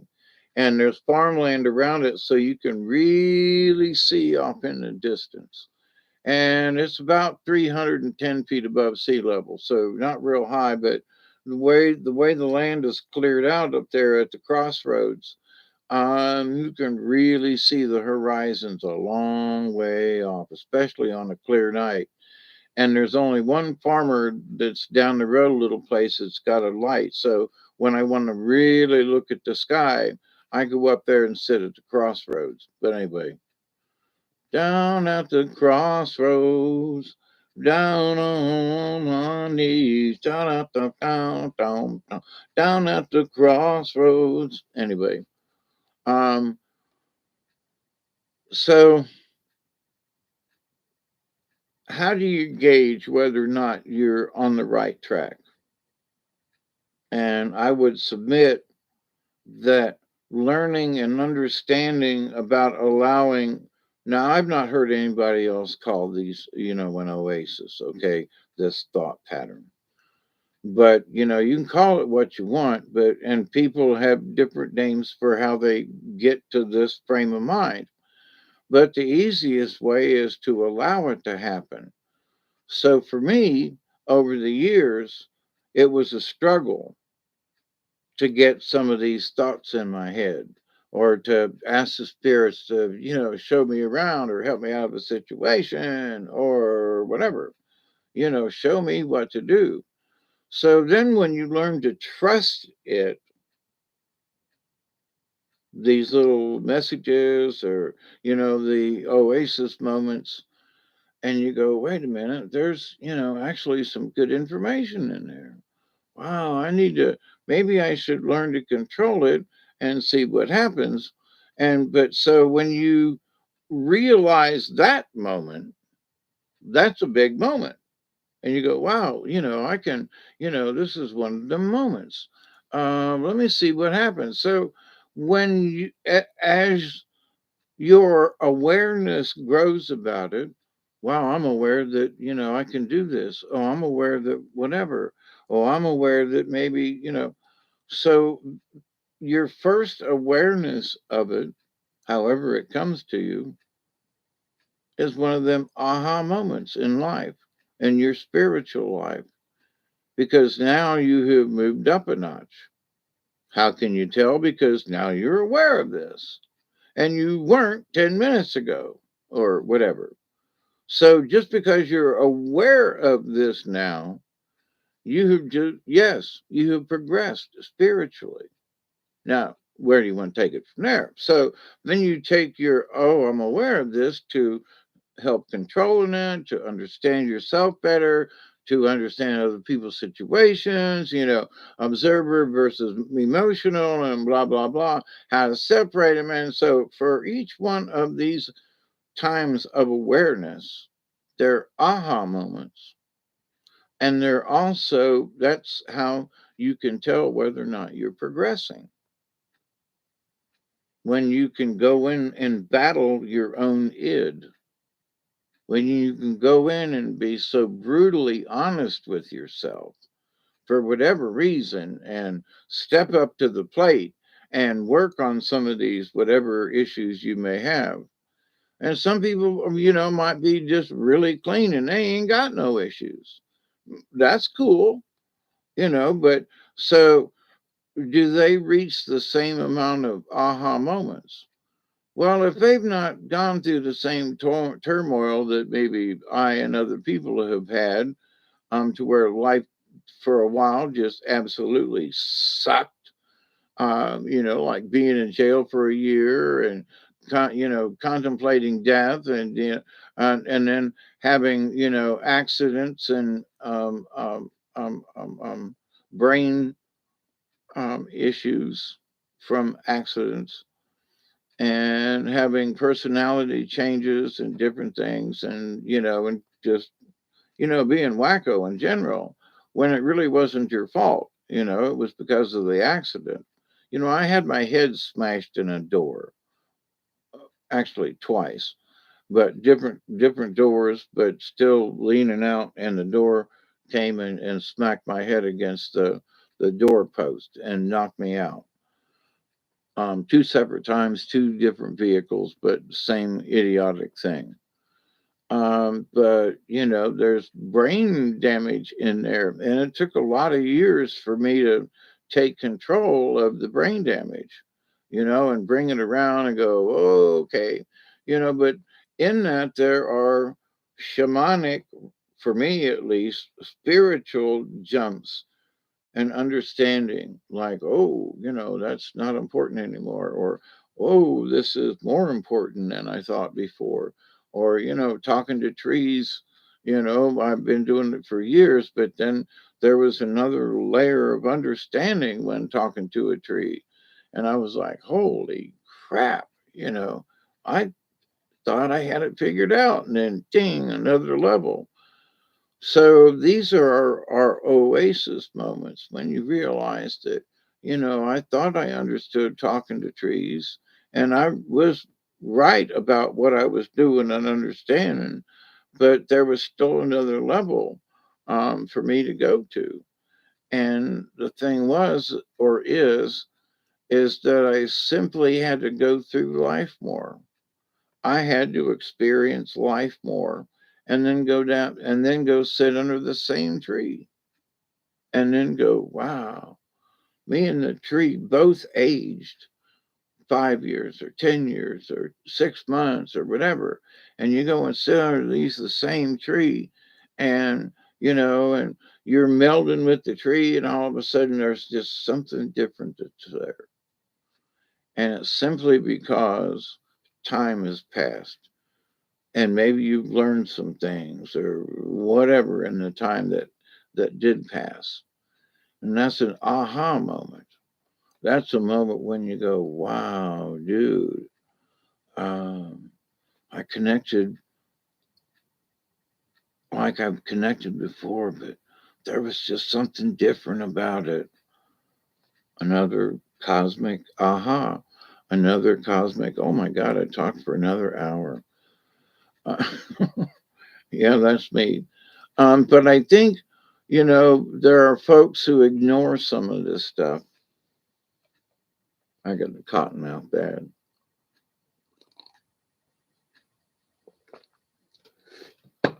I know there are people who ignore some of this stuff. David, why do you think people limited by their religious belief systems?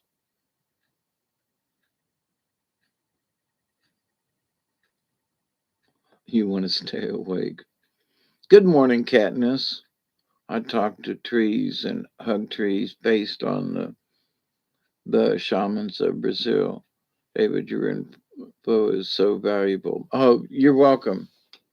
I hope it's getting across, you know, because, there are some people that hey, Scotty boy, there are some people who literally,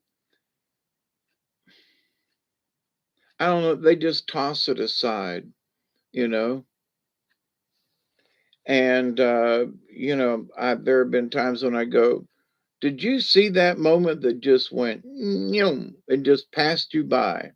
And you didn't see the spiritualness in that moment?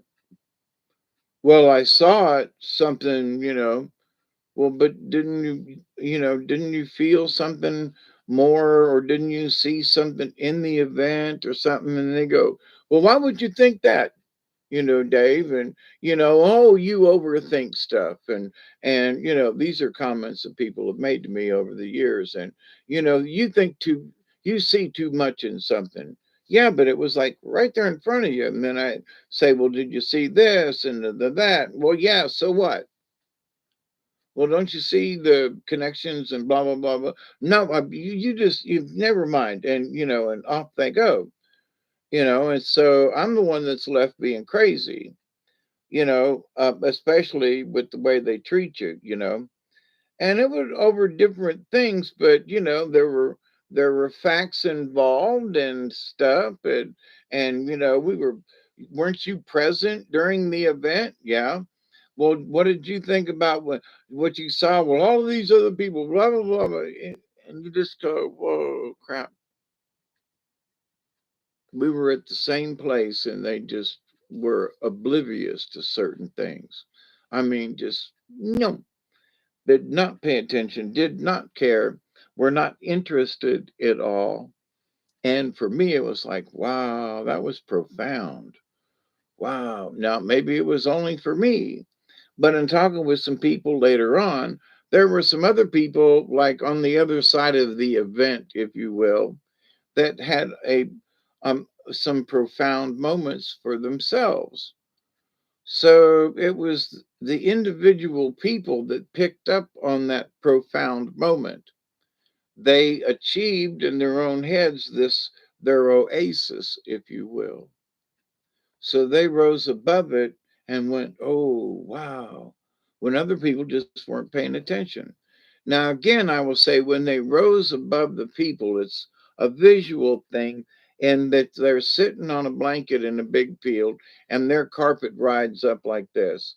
And they're not better than anybody because they have risen above, but it's because they have lifted themselves up higher dimensionally than the folks sitting on the ground, you know. Doesn't make you better or worse or anything, but it means that you have achieved a higher level. And it's hard to not be egotistical when you start practicing this and you start getting good at it. And then there are people who get, well, I know better than you, and blah, blah, blah, blah, blah. Well, if you're on the true shaman journey, then as you learn this technique, you will have that inner battle with ego. You absolutely, I don't care who you are, you're going to have a battle with ego. Even the person that's so calm and whatever, they if they're honest with themselves, they will have a battle with ego because ego wants to brag about what they've learned. And that's why when I was doing this channel, I was like, I'm going to talk about stuff and people are going to go, well, you're being egotistical about this and you're bragging about what you're doing. And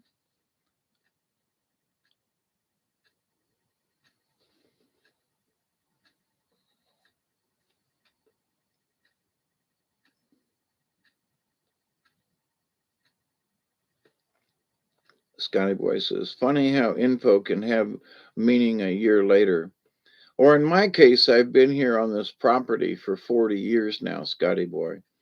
And there are some oak trees like the one right out here beside the house. I mean, you know, 5 feet from the house. It was this big around, and now it's this big around in 40 years. And there are some trees down on the river that I used to sit under when I first moved here, and over the years have sat underneath that same oak tree or some other trees. There's a big pine tree down at the camp. And then I built the camp really close to this one big oak tree. And that's where the owl has sat and answered me a couple of times in my meditations and some of my drum and ceremonies that I've done down there near, very near this oak tree. And then just sit under it and communicate with it, just allow it to happen and go, after 40 years, I'm still sitting underneath this oak tree. And it's sort of like Rip Van Winkle in a way for me, that he went outside and followed a bunch of little guys and they went and bowled and he got drunk, and next thing you know, he's underneath Rip Van Winkle's, long beard sitting underneath a tree, and they find him, and it's been all them years later, I think, what, 20 years or whatever. So, but for me, it has been 40 years that I've lived here. So, and the intervals of being down at the river and sitting underneath this tree, or even in the proximity of this tree, but basically there's this little notch where the roots are that's just comfortable to sit in. And you're sitting on the ground and you can lean up against and kind of snuggle right up to the tree. And so that was one of the things that drew me to it, this particular tree I'm thinking of. And this just a few feet from the river, you know. I mean, literally, let's see, maybe 10 feet from the river, maybe. And the bank has moved where the river is wider now. It's taken out some of the bank again. Um, but 10 feet from the river. That tree's been there a long time, got a lot of age, got a lot of wisdom in it. So for every time I've sat underneath this tree, it's been different. So, but 40 years worth. So it's almost like a time skip. Well, I used to sit under it a couple of years, 30 years ago now. When I was married and having issues, I would, hey, the Rums, good morning to you. Um, that when the old lady was bitching all the time, and well, I'm going to the river. Where are you going? I'm going down to my oak tree. I'm going down and sit by the river. And I would go and sit underneath this oak tree and meditate and sometimes cry and oh, please help me, and I want to calm down, so I'm going to sit with you, tree, and help me calm down, please. And in a way I abused that tree because I took all my troubles to that tree. But God bless that tree, it's still there after all these years, 40 years later. And I have progressed spiritually, and I'm not like that person anymore. And I can go down to the tree and thank it for its previous help in, keeping me sane. And so that, if I can't find that little spot in my head that allowing the meditation to overtake me and to realize, wow, now I just had this aha moment, like really just right now, to be able to say, um, that's a project. I need to see if I can get to the river. All right, that's one thing. So I need to see if I can walk to the river. Just can I walk it? Can I physically walk that far and get back? So, because I really want to, before the weather's nice right now, and holy crap, I would have been to the river by now because the weather's so nice. But can I actually walk that far and get back on my own? Yeah, I don't know. So I'm a little scared to try it, but at the same time, Spirit's saying, "Come on, you got to give it a try. You can always turn around." Uh, I got coffee. Hey, Katniss, you're making coffee? Scotty holds more wisdom than Scotty Boy. What? But Scotty Boy makes Scotty who? And in a loose way, uh, I understand what you said. I don't know about David, but Hawkeye for sure. I get it. I do get it because I had to become Hawkeye. And there are times when David shows through, but I had to become Hawkeye. And then through the ceremony and the sweat lodge and everything, I ultimately, did accept the shaman Hawkeye kind of thing, with the medicine man who was here and another person who was a witness. So yeah, you knew I would.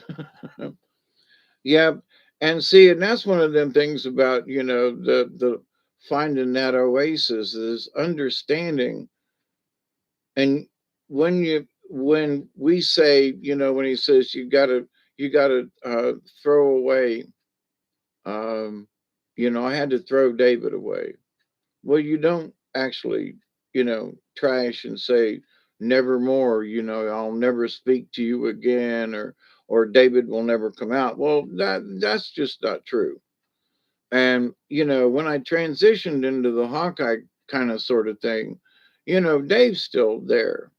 Dave signs the check. Dave does the book work. Dave makes the doctor's appointments. Dave still does those kinds of things. Okay. But as Dave, I have these aha Oasis moments that is Hawkeye, that pertains to Hawkeye. But because we still entertain this same body, you know, Hawkeye is more prevalent than Dave is. But Dave's still here. When I'm working on the truck, it ain't Hawkeye. It's Dave. I call upon my mechanical abilities and my years as an engineer.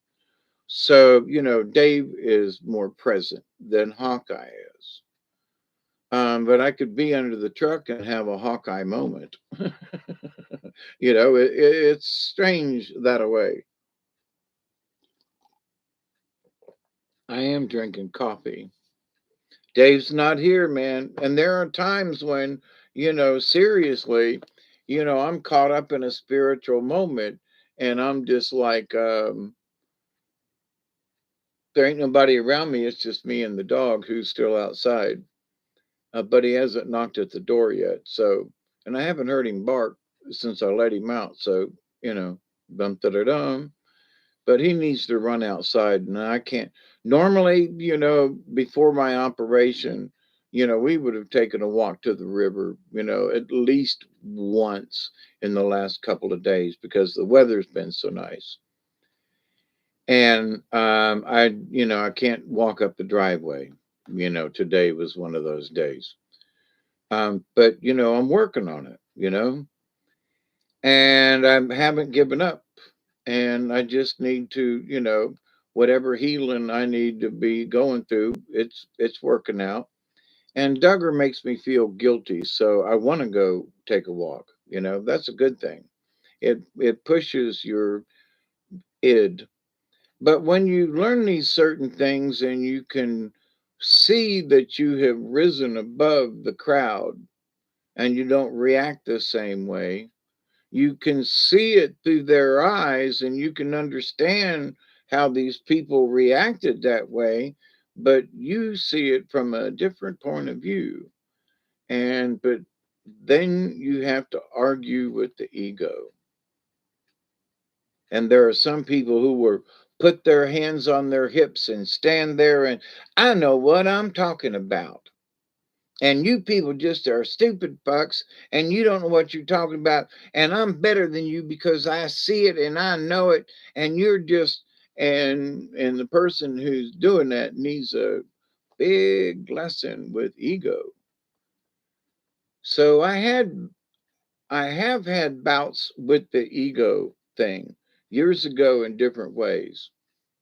And I was right in what I was talking about, but I presented it in a shitty way. Oh, my presentation sucked. And so, therefore, people didn't listen. People thought I was angry. And there was some anger in some of this stuff because, I couldn't get people to understand. And so then I would go, well, why don't you understand? This is a simple process. How come you don't understand this? And, you're a dumbass. And, you just can't say it like that. So I learned how to control people and for them to understand what I was talking about. And like 90% of the time I was right because I was redesigning tooling and we'd already went through practice runs and it was working really, really good. And so you're trying to get other people to understand that this is good for them. I was in Munich for 2 days. Wow, my friend shows me a very nice place and a crow lands very near us. He or she got some nuts. Cool beans.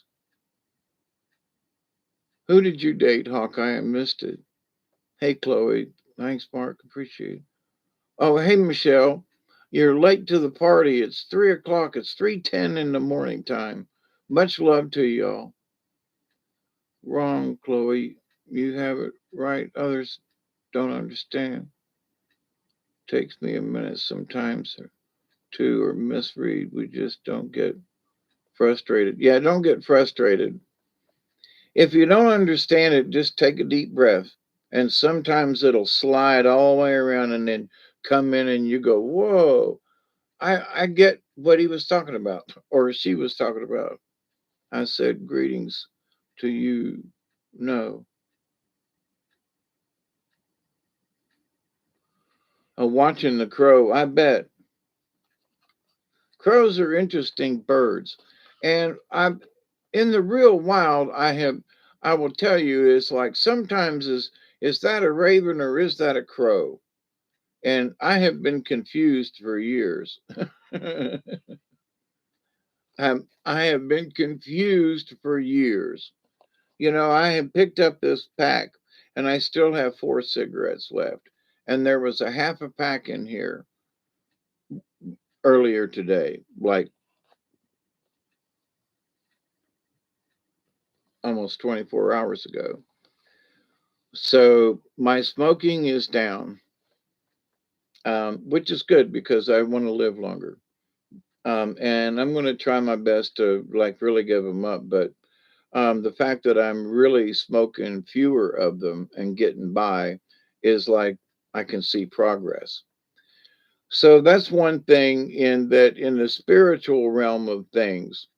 Now, you know, this is for everyone, but the folks who are more prone to want to become more shamanistic, if you will.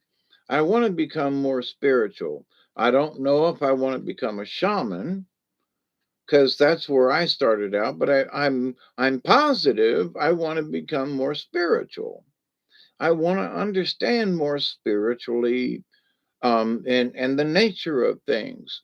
So my intent for a long time has been I want to do this, and I live on a piece of property where I could go, you know, um, do shrooms or whatever, or just go to the woods and build a fire and have these and allow the woods to give me spiritual moments, right? Which has been an interesting ride, especially here with that portal over there on my neighbor's property. And Ricky's seen it too. So and that's an interesting and I can't wait to get back down in the woods again to go sit and give, thanks to the land and to the spirits, for helping me to still be here and not killing me off. I also had to ask my friend, is this a crow or raven? Yeah,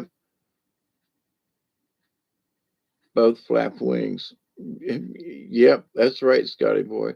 And 2 swans were there also, and some ducks. Oh, ducks. I have had ducks here. When they shit, they squirted out their butts. It's gross. And their shit kills stuff. Oh my God, I would not have ducks anymore. If you have ducks, you're going to have a big pond or a lake. But to just have ducks around, oh my God, they are nasty. Good night, Katniss. Yeah, love you and cosmic hugs. Give you a big hug right now. Thank you. Sleep well. It's good to see you too. Good to know you're still around with us, Katniss.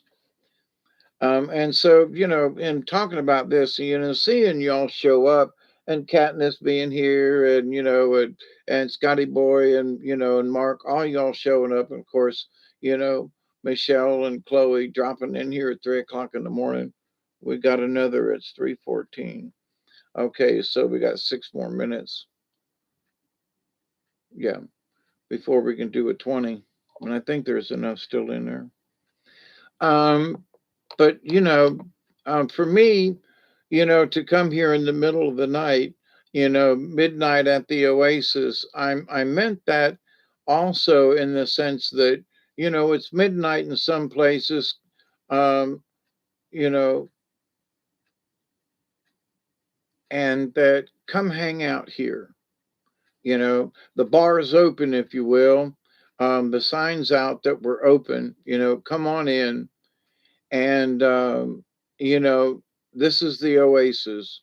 You can feel comfortable. You can open your shirt, take your tie off, and you can midnight at the Oasis, bring your camel to bed. I can't remember the words. Midnight at the Oasis, so but anyway, so that y'all can come and hang out and hopefully you're comfortable, when you come hang out. there's no stress or whatever. Because, in my cosmic energy of things, is like, for those of you who come and hang out, I'm thinking positive thoughts. I'm hoping that, your energy's good and it's out here in the ether.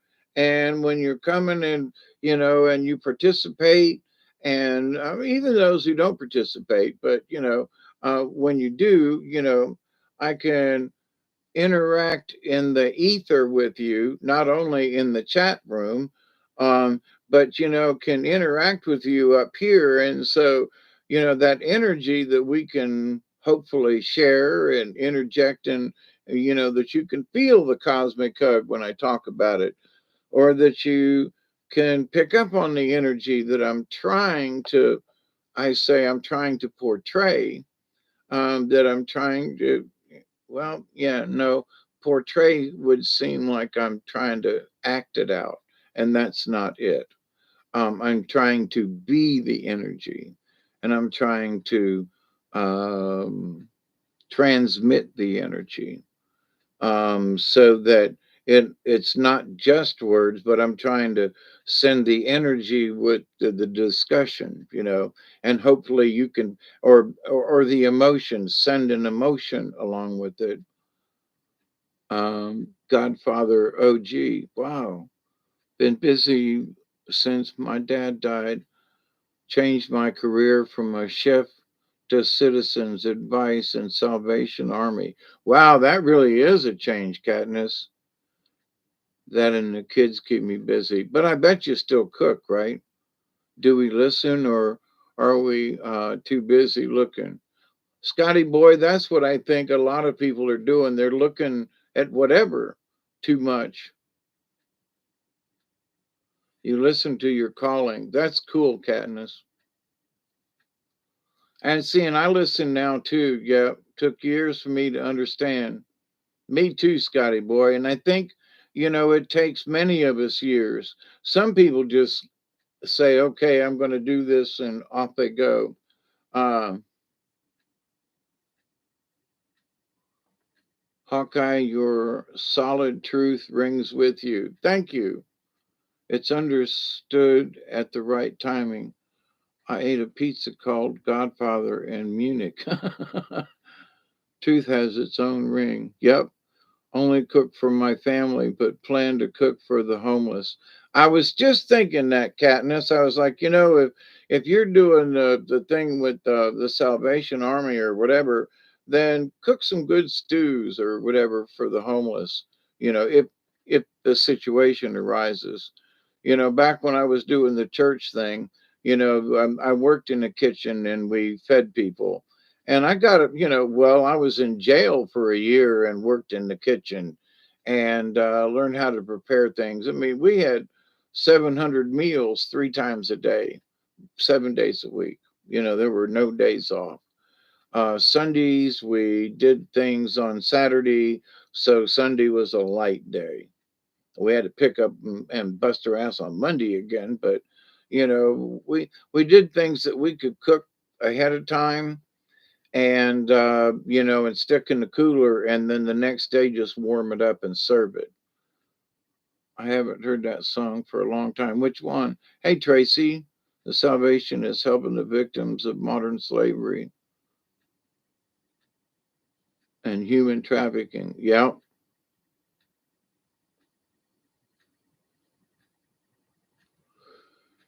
Hey, Diane, how are you? If I didn't say, and Tracy, peace out to you guys too. It's the 20 mark, ain't we? It is 3:20, or is that an 8? Anyway, time for me.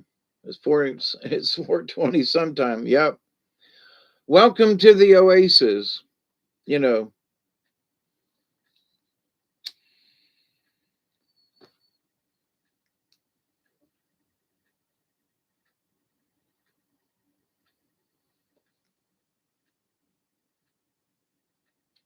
yeah, biggest hugs back to. See, that's one thing, like, doing, my thought when I do a video, and anybody who comes to participate, I want the folks to feel comfortable. I want folks to feel like we're sitting around in a room and we're having a chat, even though that y'all ain't chatting with me.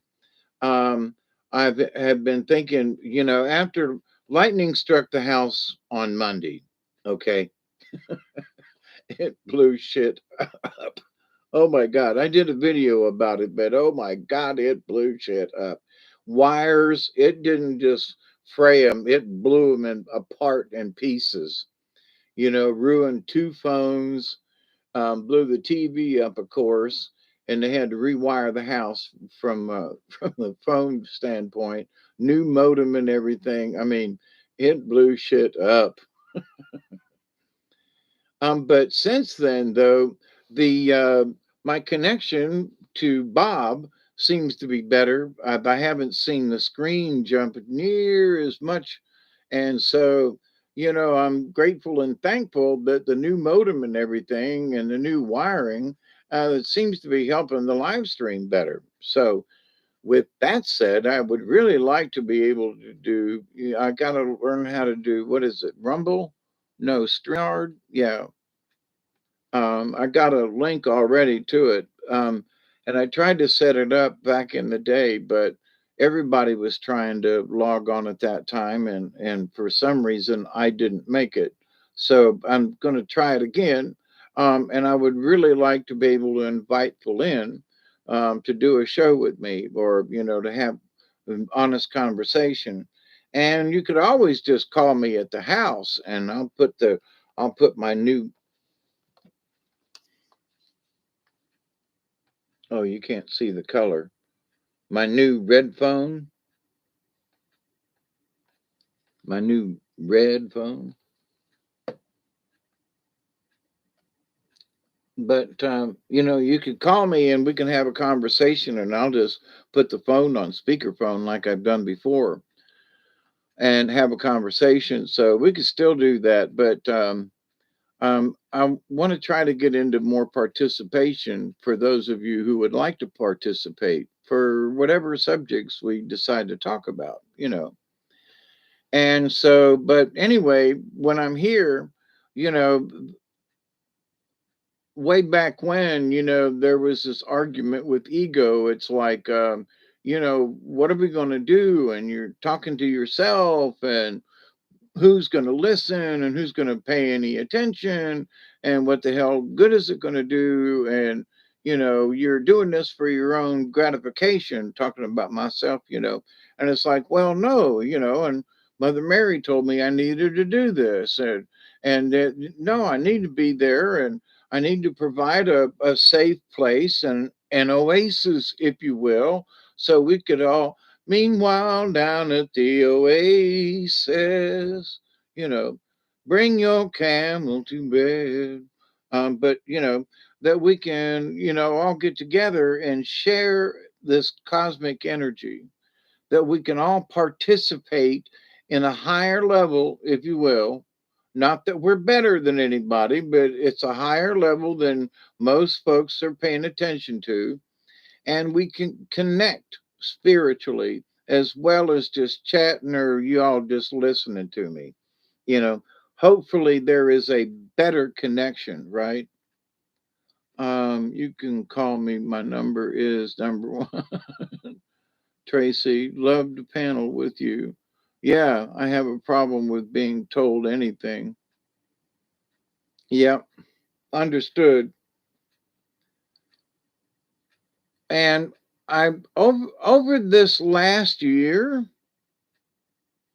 and I mean, since I've had my heart attack, which is coming up on being a year now, for some reason, there are certain things that I used to listen to before that after the heart attack, which is like about 10 months now, so almost a year, but that it seems like I've become snobbish because I'm trying to listen to some people, and they get so far in whatever the conversation is, and I just no, I just can't take it. No, whatever it is, I just no, I can't take it.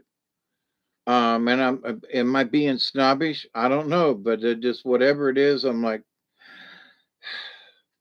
and I think some of it is that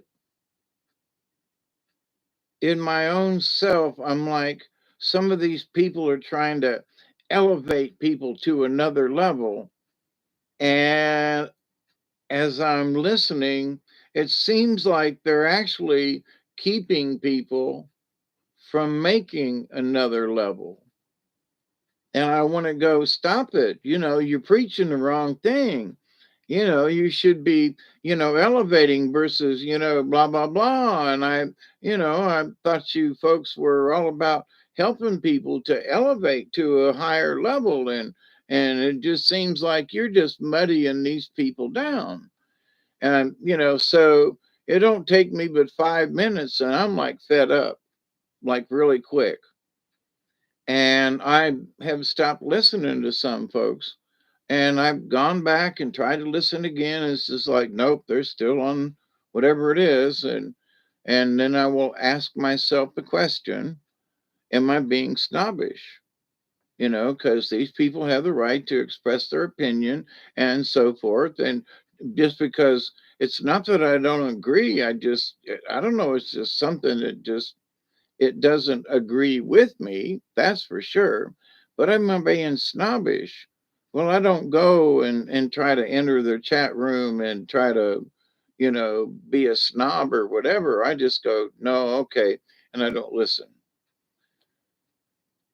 But I always go back on another subject or try to listen again or something like that. So, and I'm still a subscriber to their channel. So it's not like I just you know, have discarded these people, but and I have actually, kind of had a fist fight with myself, going, why do you feel this way, and how come you want to be so defensive or whatever, or not defensive, but argumentative, and how come you want to get pissed off about this and so whatever's going on in the universe, I still want to participate, and I want other folks to feel comfortable. And and looking at how I felt about other topics from some of these other people, it's like, I really want them to succeed, and I really want them to understand a little higher level, because they're talking about stuff and that I feel is more depressive rather than objective and spiritually uplifting. So, but that's my opinion. So, with that said, why would my heart attack me? It sounds wrong. Oh, but mine did. Oh, mine did. I learned something about the heart. I don't know if other people understand it, but I will explain it a little bit. So, the heart has four chambers, which I was really not aware of. Okay. And so, there's the first part of your heart that sort of, for me, it would be, right about here. But from my chest point of view, it would be upright. Okay, so from my chest. And so it's upright. So there's two valves in there. Now, one is pumping blood into my lungs, and the other valve is pulling the blood back out of my lungs and into the other chamber of my heart. Now, y'all are going through this also. So then it goes into the other side of the heart and pushes it down through all of the organs and legs and stuff, and then the other part of the heart is bringing the blood back up. Okay, so it's like when talking with the doc about my medicines and what one does and what another one does, the idea. Um, but so when I'm short of breath, my heart that pumps it out to my lungs is one of the weak spots because it's 40% bad. So that means it's only operating at 60%. So it's pumping blood out at 60%, which means it's not bringing enough oxygen back into the bloodstream because it's 60% down, right? So why am I short of breath and why do I have these little like heart hiccups? And for whatever reason, my heart is not getting enough out of my lungs, even though my lungs are clear. But if I'm smoking, then guess what? My capacity is only at 60%. So if I'm smoking and trying to get a lung full of air when I'm only at 60%, it's harder for me to breathe. It's harder for the heart to extract the oxygen when I'm smoking and sending it to the rest of my body. So, but this is going on with everybody. So I had not understood the heart pumping to the lung thing. And as soon as he described that to me, every time I look at a cigarette, which I put that one back down, I'm thinking to myself, holy crap, I can visually see because I saw visually the inside of my heart and how these arteries were pinched closed. So I visually have seen what my heart looks like. So now I can kind of put this stuff together, Hawkeye, because it's not in our best interest to persuade others. The call went out. If you chose not to answer, that's on you. Yep, heart is a value, not a pump. So the books say, who wrote the books? I do not trust their knowledge. Their book learned. We know by our experience, our own testing. Oh, let me tell you by my experience. Having had a heart cath, having had they do the aorta thing, and that's one of the things I discussed with the doctor. Um, I think it's an aneurysm, but I might be wrong with the word. But it has to happen down at the bottom of your. It's down near your diaphragm. It's your aorta, and had the test done, and they do a sonogram, and it's very accurate, and you can see this stuff on the screen, right?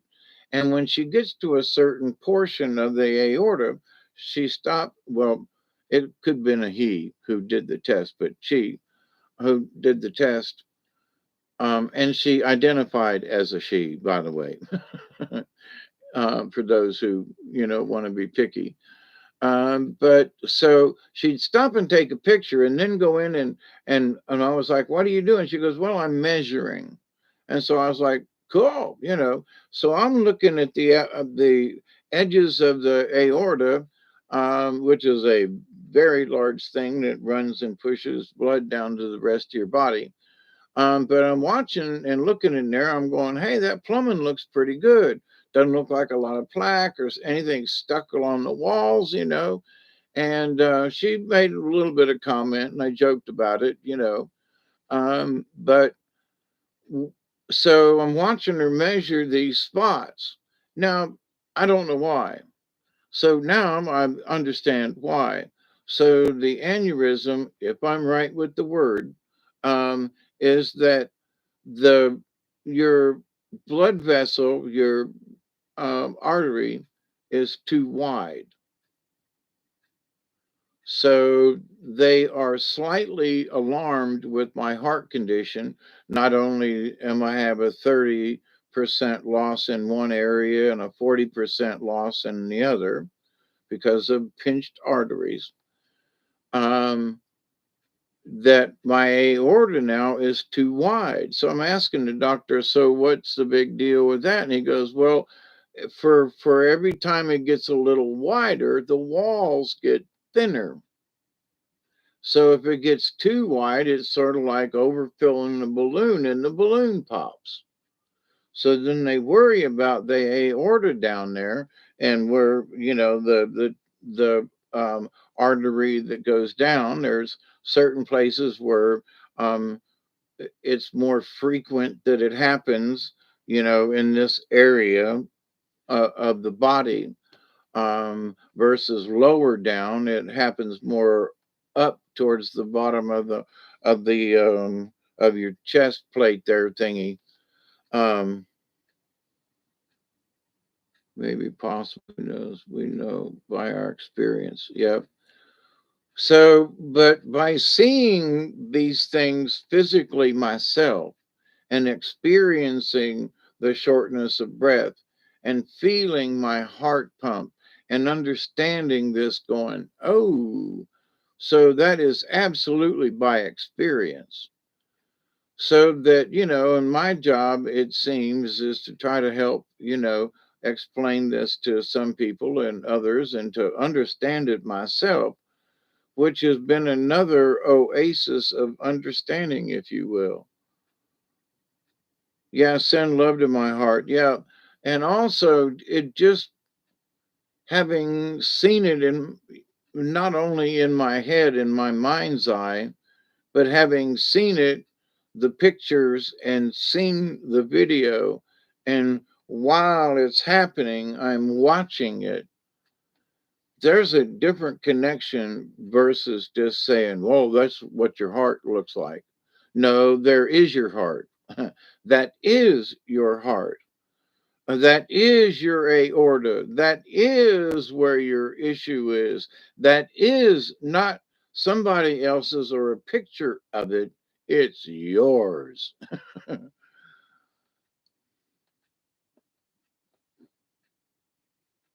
Yeah, I missed you too, Michelle. Uh, it seems your job is to explain it to yourself why you need to survive. Why? Yeah. Well, just understanding what, now I'm 70 years old, and there are times when I'm like, ain't I just 50? But no, I'm 70. But to have abused myself over these many years, and it could be a lot freaking worse. Like some of my other friends and colleagues and some family members, but um, I identify as transparent, invisible. I stopped fighting the reality of what is. Yeah. Yeah, because what is seems to, keep morphing, and other people in AI. Oh, hi, Bob, by the way, share my copy with you. Um, but yeah, it's like, and to not get caught up in the chaos. I mean, there are some people who are going off the rail on some stuff. And I just want to go, what? Why are you expelling so much energy? And then I'm reminded that in the past, there were things that used to tick me off for weeks on end, and I was caught up in the argument, and my eyebrows were furrowed all the time. And I didn't have time for these oasis moments in my life, because I was just too caught up in whatever was going on. And it was just useless. I look back and go, holy crap.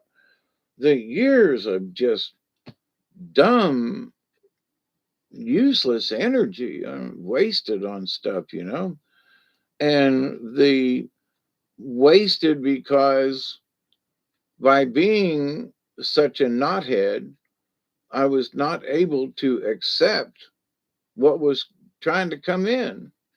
And living here on this property, it was trying to come in, and I kept ignoring it, make it go away, and get more drunk, and wouldn't pay attention, and and I've been kicked around by the spirits and otherwise here, I mean, literally kicked by the spirits, and had to make amends with some of these folk, and I pissed them off years ago, and the only way that I could show that I was sincere was to be here for 20 years and show them my intention.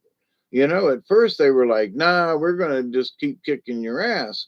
And I was like, hang on, I'm being honest and truthful about doing the Native American thing because there's some native spirits here that thought I was trying to fake it. They thought I was trying to be a dime store, elder, and I was serious about it because the medicine man helped me to teach me and so forth, and I told him, I said, all I can do is be in reverence to this place and show you over time. So those spirits who were riding my ass years ago and who got stirred up with some folks up on a hill, but I had to be here and show them and prove it to them that I meant what I said. So over the years, they have calmed down and they don't pick on me like they used to because I've been here for so long. And so has my spirit this time around. And they understand I'm honestly trying to make amends for what happened, in a previous rein in my previous incarnation, which was here, and I had to come back to fix it because I riled up a bunch of spirits, and I had to come back and learn the lesson and fix what I messed up back then. And hopefully, will allow some of these spirits that are here to move on because I came back to prove that I was wrong back then and to, make whatever amends and send prayers. And so maybe some of these spirits can go ahead and move on. I'm, I don't know. We'll find out. Um, I'm glad you did fight it, Hawkeye. Your knowledge is needed. Oh, you're welcome. And I hope I make sense. And if any of y'all want to talk about something, go with the flow. Only thing that makes sense. Sometimes it doesn't. Sometimes you got to stand up against the flow and go, wait a minute. Now, what I mean by that is that there are times when the flow doesn't match what you need done.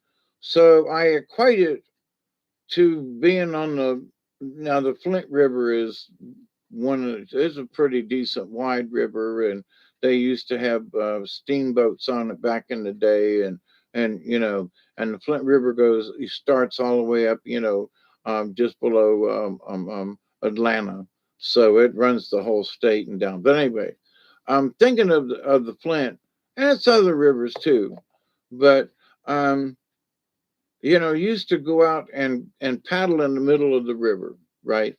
And then I found out that if I stayed closer to the shore, the current isn't as bad. There are little eddies and stuff that sometimes, because of the rocks and formation or whatever, the water will come downstream and get in this little eddy and actually push back upstream. And you can watch the current and so forth and the leaves on top. So the current's out here in the middle of the river and it's hauling butt, but you're going up and sneaking along the side. So in life, what you do is you don't get off of the river. You just move over to the side. So everything else is moving along. You're still moving with the flow. You're still going where you need to go, but you're not in the main current getting sucked down and going so fast you can't see what's going on. So you just move over to the side. Like I said, you're still on the river. You're still paying attention, you know, but you're not fighting the river. You're not fighting the flow. And you can see it from the side of the river versus being in the river, looking on both sides. You can't really observe what's going on. So, by being on one side of the river, you can see up and down and all the way across the river. And you might see a log coming from the side of the river that you wouldn't have seen if you were out in the middle because you're whatever it is, and you have to really paddle and you have to pay attention. And so, but anyway, so what Michelle said was, I agree with that. Nate has taught you, we overlook the basics. What's important now? Now it's all that counts. Not yesterday, not tomorrow. It's right now. I agree with that, Scotty boy, but I have to look at tomorrow because I've been for the last 3 months because of my back issue, blah blah blah. I've been looking at just the now, and I realized, about a week ago, but more so for every day that goes by, that I have to become more involved.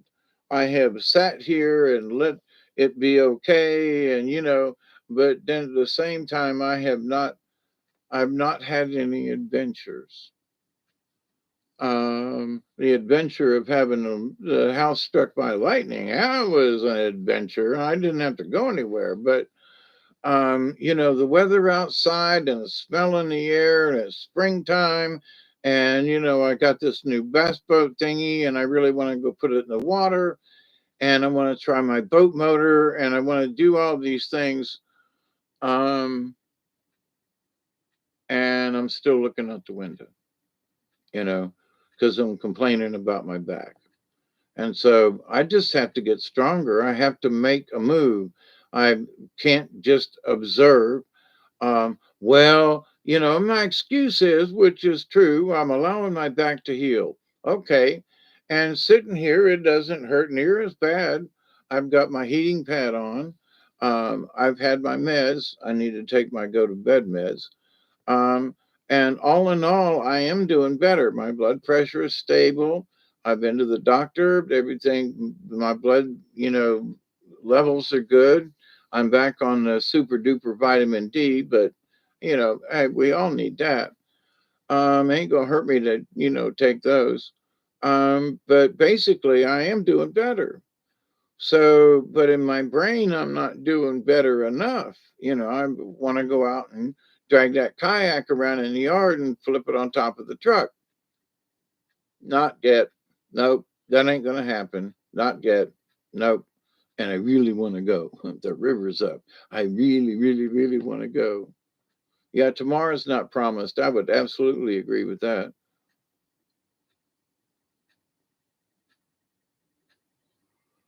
I choose to live in love, period. I will deal with tomorrow. Yep. Well, what I know about tomorrow is that I'm still going to feel the same way. I'm still going to say my prayers. I'm still going to send out the love. I'm still going to go down my list in my head. When I say I pray for y'all each and every day, I ain't lying. And the last couple of days, it's been like working overtime. All your names in the chat room go by in my head, and been thinking about the now moment all day today.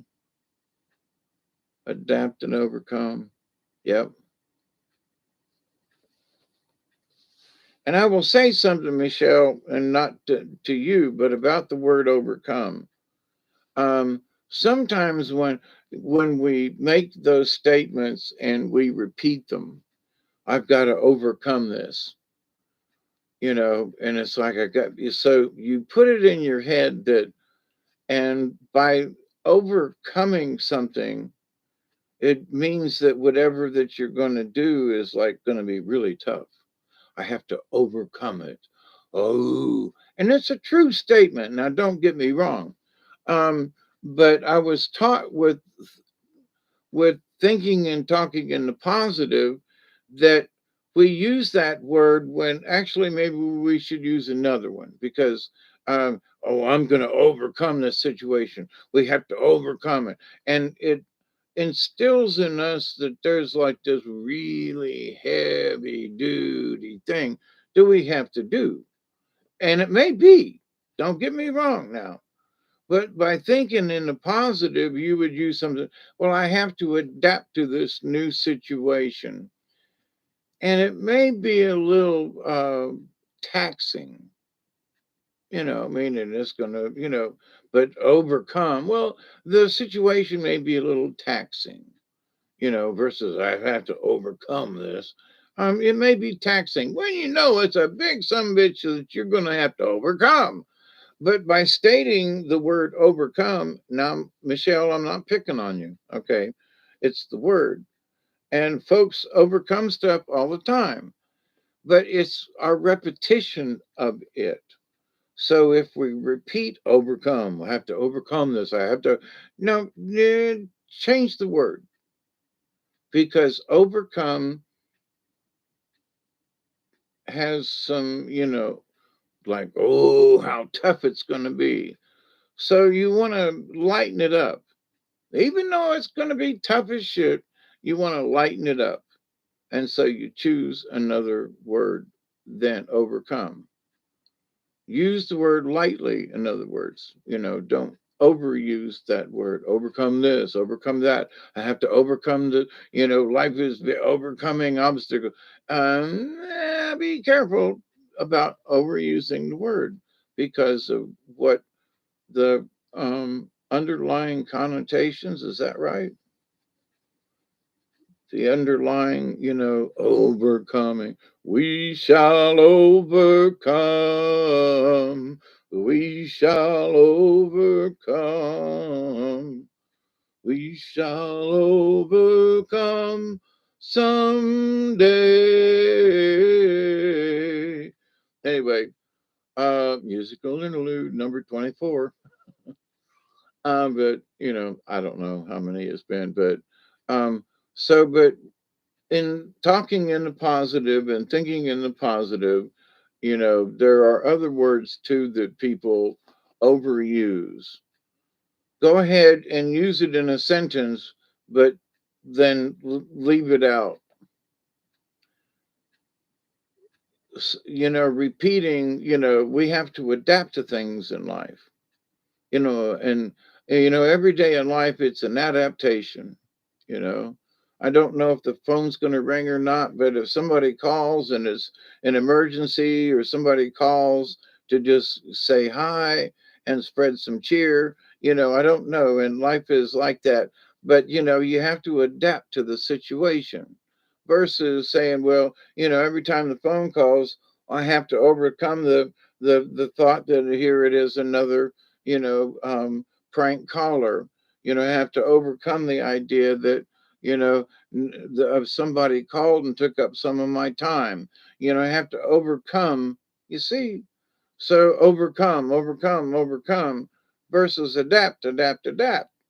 You know, hey Sheila, how you doing? Hope you're doing well. Did you go fishing? Oh, and by the way, Ricky was here, what, yesterday, day before? Anyway, and I got your heating pad, and thank you very much. And he left it sitting right there on the stool. And I was like, Ricky, heating pad? So, but anyway, it's over here and ready to come back to you. Scotty Boy, prayer to me is asking. I don't ask, I do it, or don't do prayer.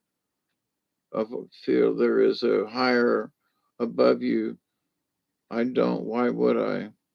Why would a higher power send me here with a free mind to only ask for help? No, take your power and run with it. Do your best, period. Well, Scotty Boy, and understanding over these years, it's the understanding of the cosmic reality of things, that there are frequencies out in the universe that you can tap into, quote, with prayer, and simply send good intentions out. And to me, that's prayer. My prayer is verbally saying out loud, you know, my friend, my friend, um,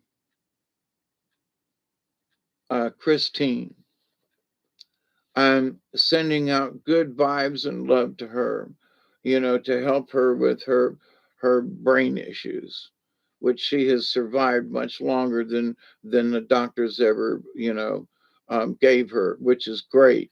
So, but we have adapted over the years. We know if there's a frequency. There are times when I know she's, going to call or is thinking about me, and within a day or two, there's a phone call or we communicate somehow. And so there are other people that this happens with too.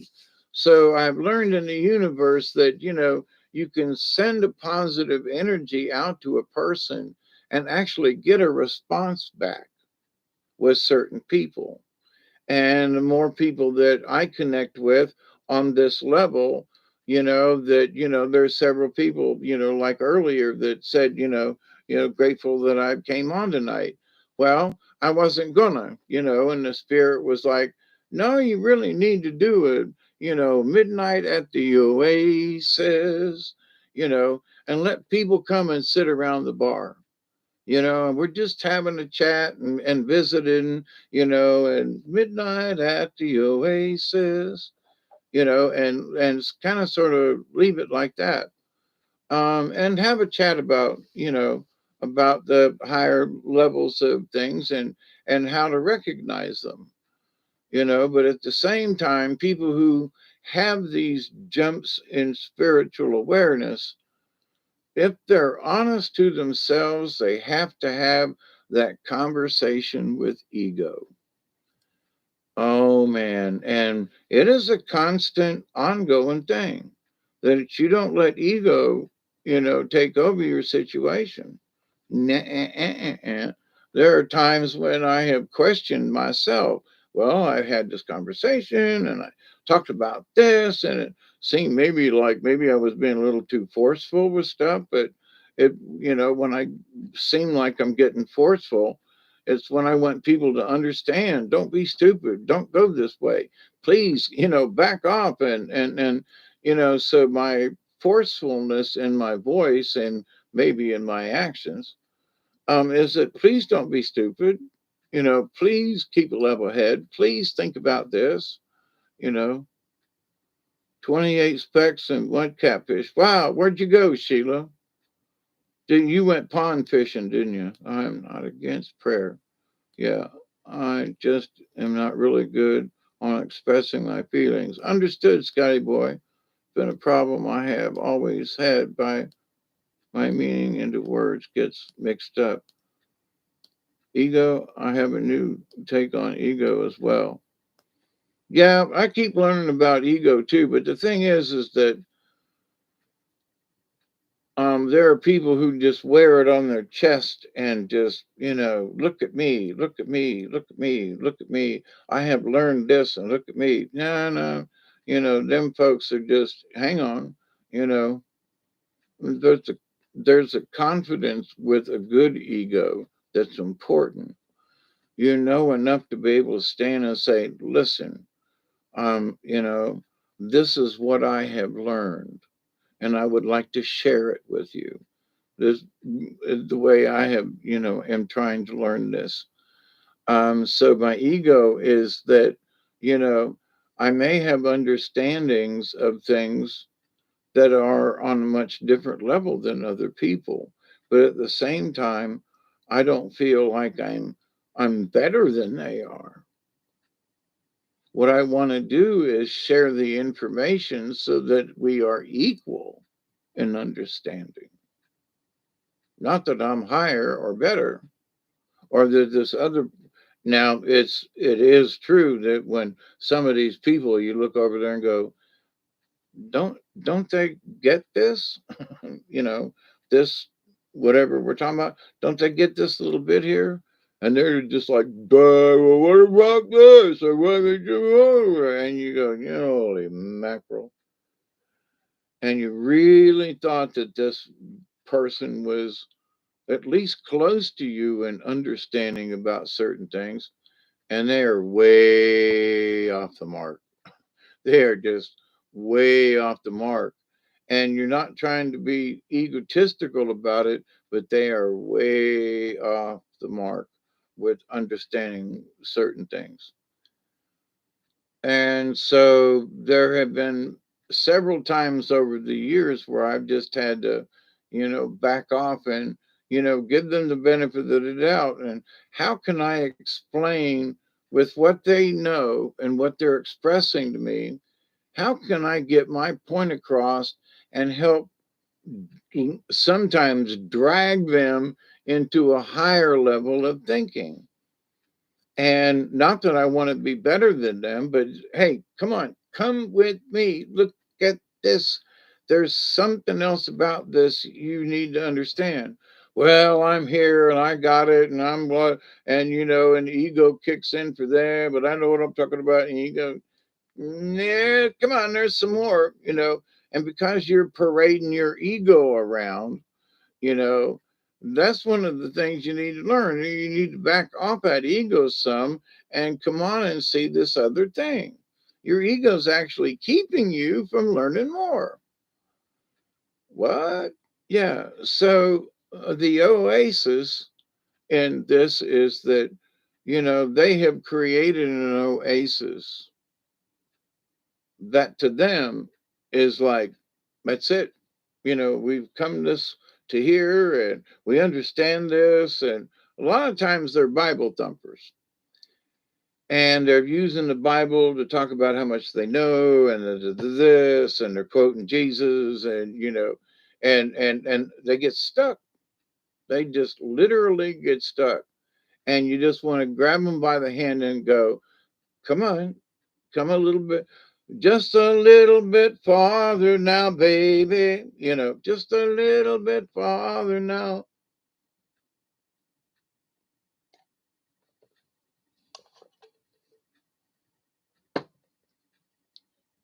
But they make this statement and they have made this statement with their ego in public, and so therefore they must stick with it.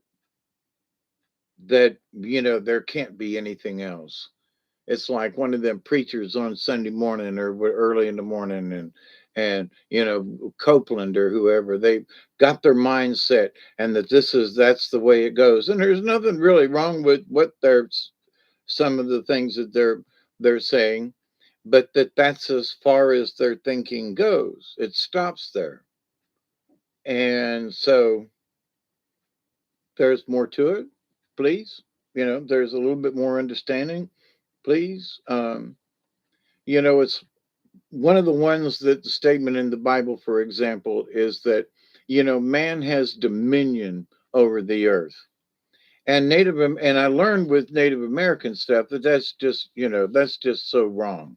We are not in dominion over the earth. We are in, custody of it. We can do any damn thing we want to it. And that's what the what is it, the Seven Club, them crazy people listening to them. And I'm like, you people are nuts. That this is how you actually feel, the dominion over the earth, and we can do anything we want to the earth. And to me, that's just absolutely wrong, wrong, wrong, wrong, wrong. Um, Ego forbids it. What, love? No, what if I throw caution to the wind, just love? Yep, Michelle, we shall overcome. We shall, but not under ego's eye. Ego's job is to keep us safe, yet unconditional love is that a sit rep outside of protection? I was behind in the video, so I wrote "We shall overcome." Then 20 seconds later, you sang it. There is a difference between trust and following blindly. Absolutely, absolutely. See, it's like for me, and I'm not bragging, but over all these years, I've never asked anybody to share a video or like it or whatever. It's up to y'all. And so, and I try and, I do look at the statistics at the end of the month kind of thing. I go, oh, I wonder how many people subscribed or whatever, blah, blah, blah. Wonder how many people, if anybody liked this video or not, or the topic, or So, but I'm not interested in the numbers. I'm just interested in y'all showing up and having conversation and interacting as much as possible, and and trying to get.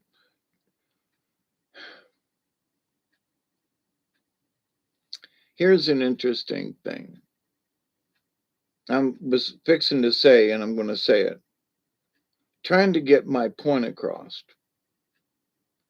Now, sometimes it's not necessarily my point. It's like the spirits and the spirit guides, it's their point that I'm understanding it. And so it becomes my point of view. And because they're teaching me this, that, wow, I guess this is my point of view. And I discuss it with y'all openly in that wonder what this means. And, I had this thought the other day and here we go. this is where it's sort of heading or whatever, or I had this crazy thought and I think it's stupid or bright or good or bad or whatever. But anyway, so sometimes when I say it's my opinion because of what I've been taught and shown.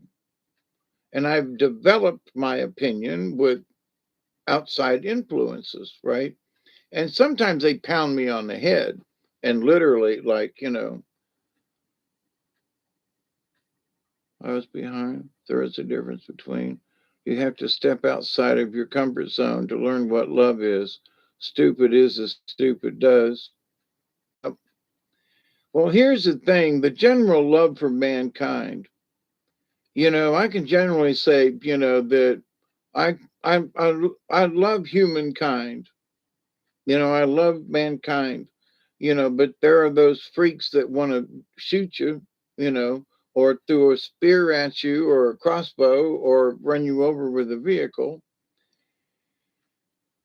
And yeah, I guess you just really can't, be helped some of the behavior with humankind.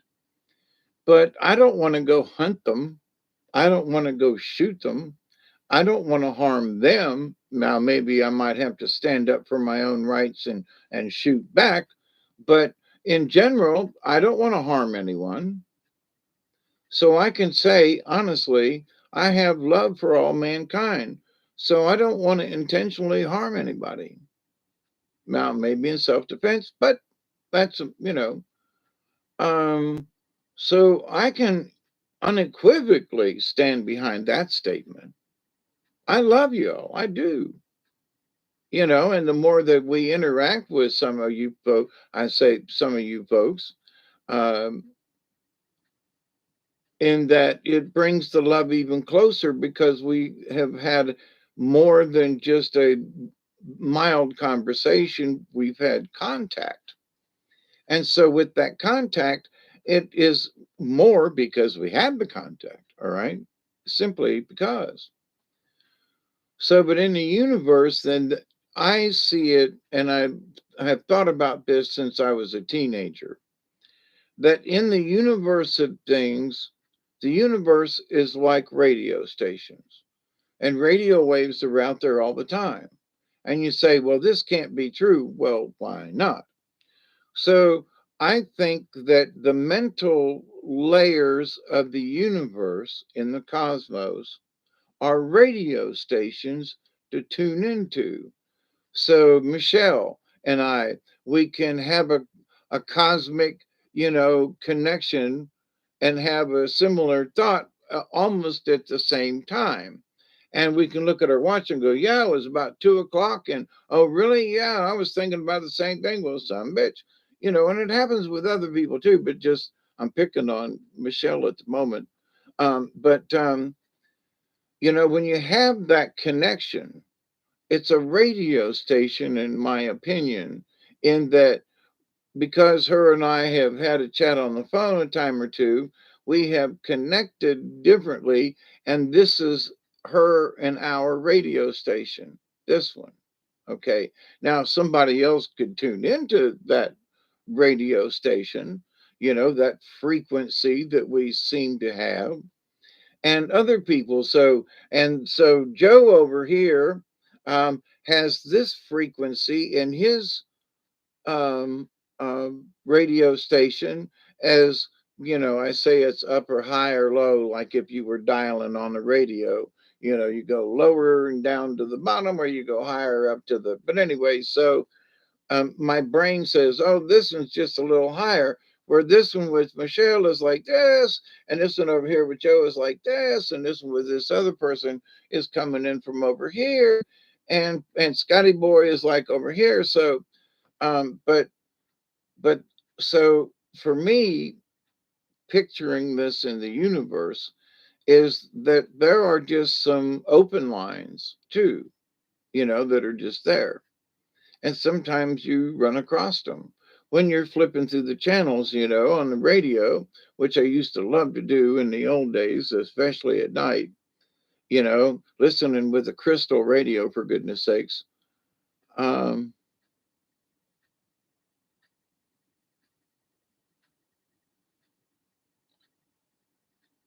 with a head in his hand for dinner, right? Um, you all know I'm not attacking this info. I understand. I'm just looking for all aspects of it. That's why we're here to have the conversation, Scotty boy. The more input helps a simple mind make sense of it. Yeah, and you know me, I talk about something and then I come back around and mention something else and I try to come at it from different angles, which would be somebody else's point of view, if you will. And sometimes, y'all bring up certain things and then I can go off on a tangent and maybe help somebody understand it and go, oh, I get it when you talk about it that way. For some reason, with all these pictures of the heart, when Doc drew a little picture there in the room the other day, and he was like, this part of your heart, and he was listening with the old scopey thing, the stethoscope, and he's listening and he's nodding. He goes, yeah, this part of your heart is doing this, and let me listen to your lungs, and that's why I listen to your lungs and to see if it's clear and so forth. So you're getting enough oxygen, and then it goes down to here, and that's why I put down here to see how your aorta's doing. And I'm like, holy crap, I really now understand this. I'm 70 years old, took biology and, studied stuff. My pops died of heart failure and so forth. And I should have known more about this, but I didn't understand it. And even after almost a year of having my heart attack, it is explained in a way that I was like, I'll be damned. I'll be damned. Wow, why didn't I get this before? And I can look down and feel and go, wow, this is my heart right there. And this is what's going on. And a friend of mine just came out of full open heart surgery down in Tallahassee Memorial. And I talked to him. He's in recovery down there, and I'm going through therapy to learn how to walk and everything. And I mean, they cracked his chest open. So, he's very grateful that he's still breathing and alive. And me too, but, we've known each other for at least 40 years. So the fact that we have survived similar things, that didn't crack my chest, but, you know, understanding about the heart and the bypass and the this and the that, and oh, holy crap, it's happening to me. Um, hmm, man, this could be you, at some point in the future if you're not careful. Is it almost 4:20? I can't see. My eyes are getting foggy. I'm gonna have to put my glasses on. Yep, it's 4:14. It's almost a real 4:20. So I'm gonna put something in my bowl here. But so I agree with a lot of stuff that you're saying, Scotty boy. It's not that I disagree with you. Um, my knowing today is not my understanding tomorrow.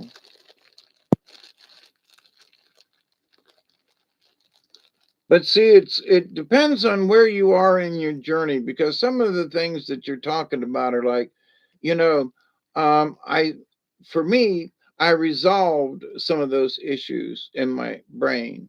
There's certain things that I've accepted, and I don't talk about them. Well, it's not that I don't talk about them, but they're less frequent in my mind. Where some stuff used to bother me, and I talked about it all the time, I have come to a conclusion or something or an understanding, and now I go, well, that's okay. And yeah, we can talk about it, but I used to jump up and down and say, look, pay attention to this, and blah, blah, blah, blah, blah, blah, blah. And now it's like, yeah, okay. It's still important, but it's like, yeah, okay. I'm not jumping up and down and, getting my panties in a bunch. So does it still matter? Well, yeah, I'm still wearing panties, and does it matter if I, get my panties wet or poop in them? Yes. Or do I understanding, how to Not pooping your pants in an older age and how to, yes. And so, this understanding of and blah, blah, blah. But anyway, we don't want to poop in our drawers, especially if we got our panties in a bunch. That just makes a mess. It's just we let water roll off our shoulders. Yeah, absolutely. And but that's true, Scotty boy. And letting the water roll off our shoulders, but there's also like, fuck, somebody dumped water on me and now I got to let it go off our shoulders. And then there are times when water gets dumped on you and it's going off your shoulders, but you kind of give it a little shake and you go, ooh, that was interesting. Whoa, that was a little chilly or nice or whatever. And, so how we let the water roll off our backs, or you know what I mean? So our attitude during the situation and whatever the situation might be, an accident of water and you're all wet and you got to go back home and you got a meeting you got to attend to, and you're soaking wet, and then there are times when you just go like, ah, the hell with it, and uh, I wear pants, come in, go right on by. We all get there on our own time. Yep.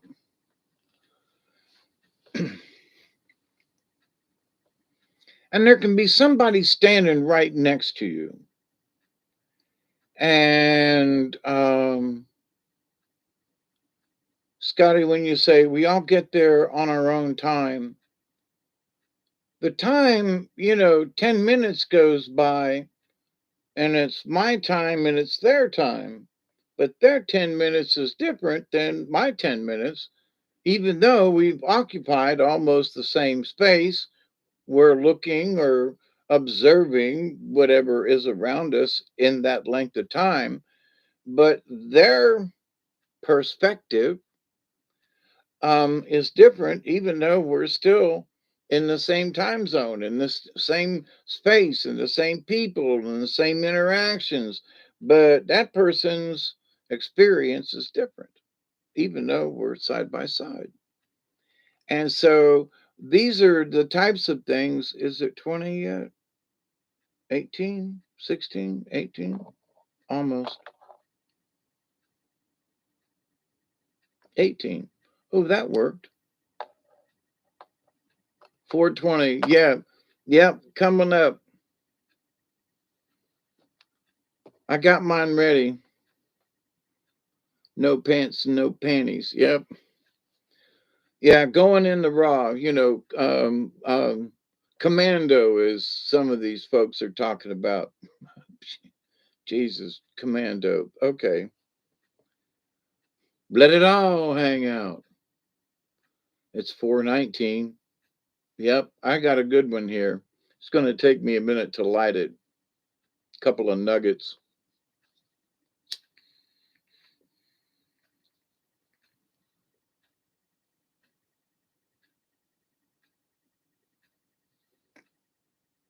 You go right ahead, Sheila. You said panties, sir, not me. I know I said panties.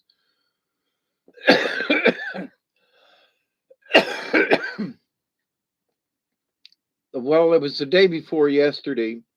Me and Doug are around the house, and I have my underdrawers that I bought a pack of four Hanes men's. They're briefs. I'm not briefs. They look like shorts. Okay, and I forgot put my shorts on, and me and the dog are out, and I was like, well, let's go up to the driveway. So I put my slippers on, not even paying attention, got up to the road and realized that I was up there in my underwear. I was like, well, ain't nobody really up there. The next door neighbor, yeah, I'm out in the country, screw it. But who's going to know I'm in my underwear? And then a car goes by. And then I was like, and I couldn't run to check the mail on the other side of the road. But I was like, oh my God, I'm in my underwear. I walked up.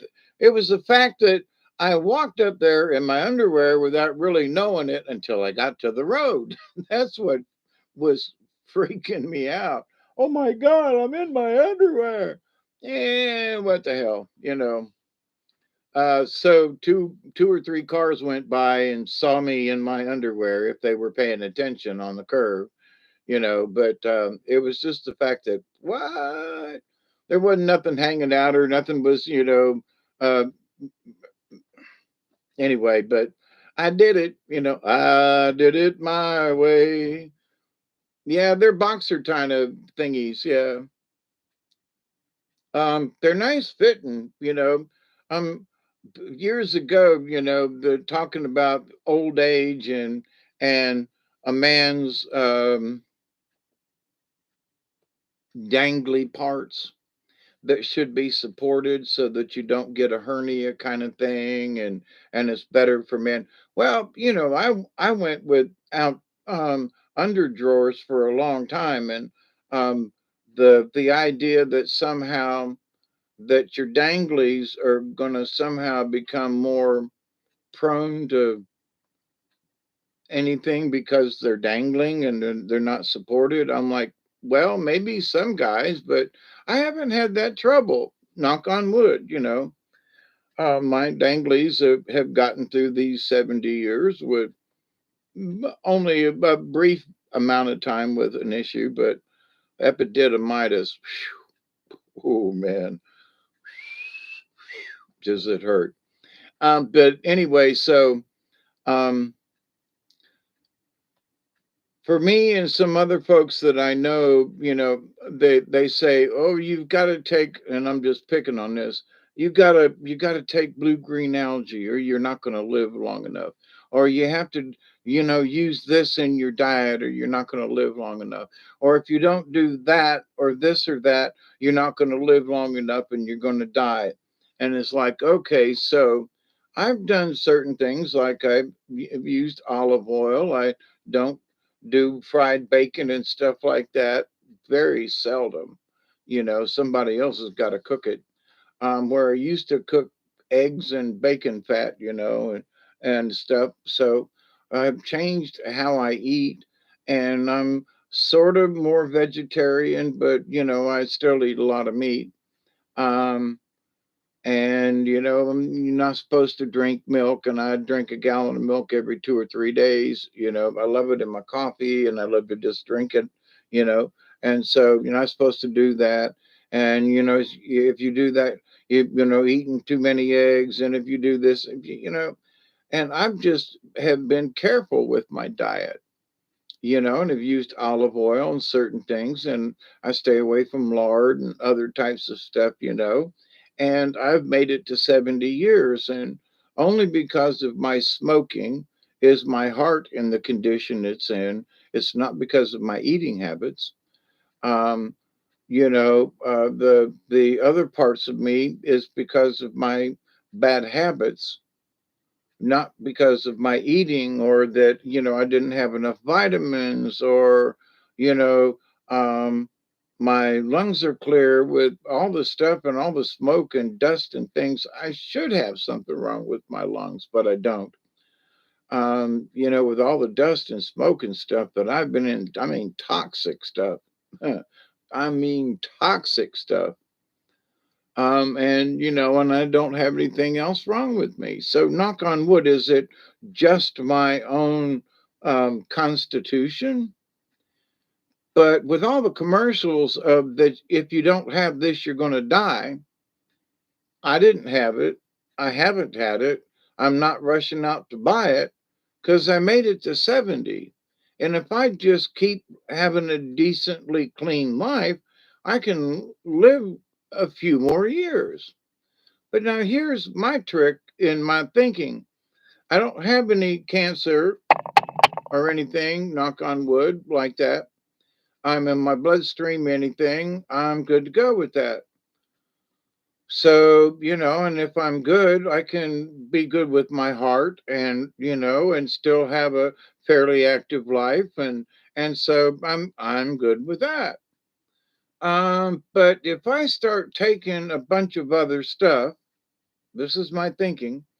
If I start taking a bunch of other stuff to prolong my life, that would also increase my chances of taking something from over the counter or whatever that could increase my chances of getting a cancer. I could be taking this miracle drug that could trigger something in my system and I would actually get cancer. Not necessarily from the health drug, but that it would, somehow trigger something. So the more I take in of things that I'm not aware of as to how they're going to interact with my body, because I'm already taking all these other pills, are they going to trigger something to where I could get a cancer? Um,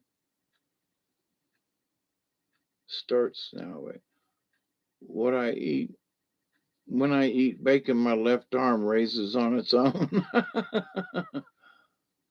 and chicken raises your right arm. That's funny.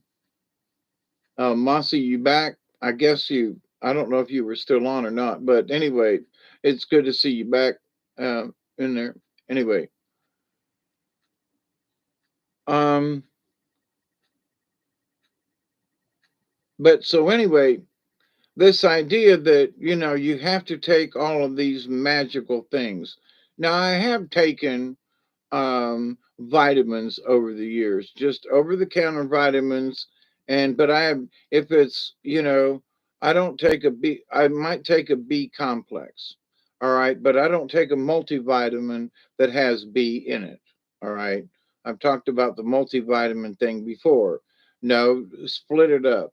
If you want a B, then get a B vitamin. If you want this one, you want C, get a C. Don't get one that's got B, C, S, G, G, Y, X, Y, Z. No, no, forget that one. Take the individual vitamins to themselves. D3, take it. If you need magnesium and zinc. Now you could take one that's a combo that has magnesium and zinc in it. And I think there's a calcium, magnesium, zinc one that I've been taking, and there are a powdered kind of pill, so they dissolve in you versus the hard capsule that won't digest and goes right through you, like the Centrum and a couple of the other ones like that. But so um, if you take the individual vitamins, and so I've had zinc and magnesium, and I do think that that has helped me over the years. But as far as all of these wonder drugs and all these special diets that you have to be on, I just don't believe it. And I'm not going to start now after 70 years. I'm going to continue with a similar diet as I go. So a blood orange and raw. What are pepitas?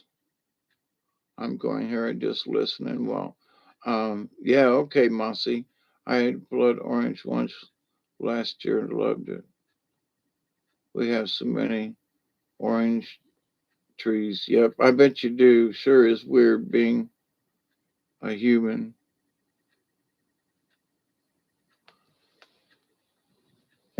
Interesting being a human. Yep, I would agree with that.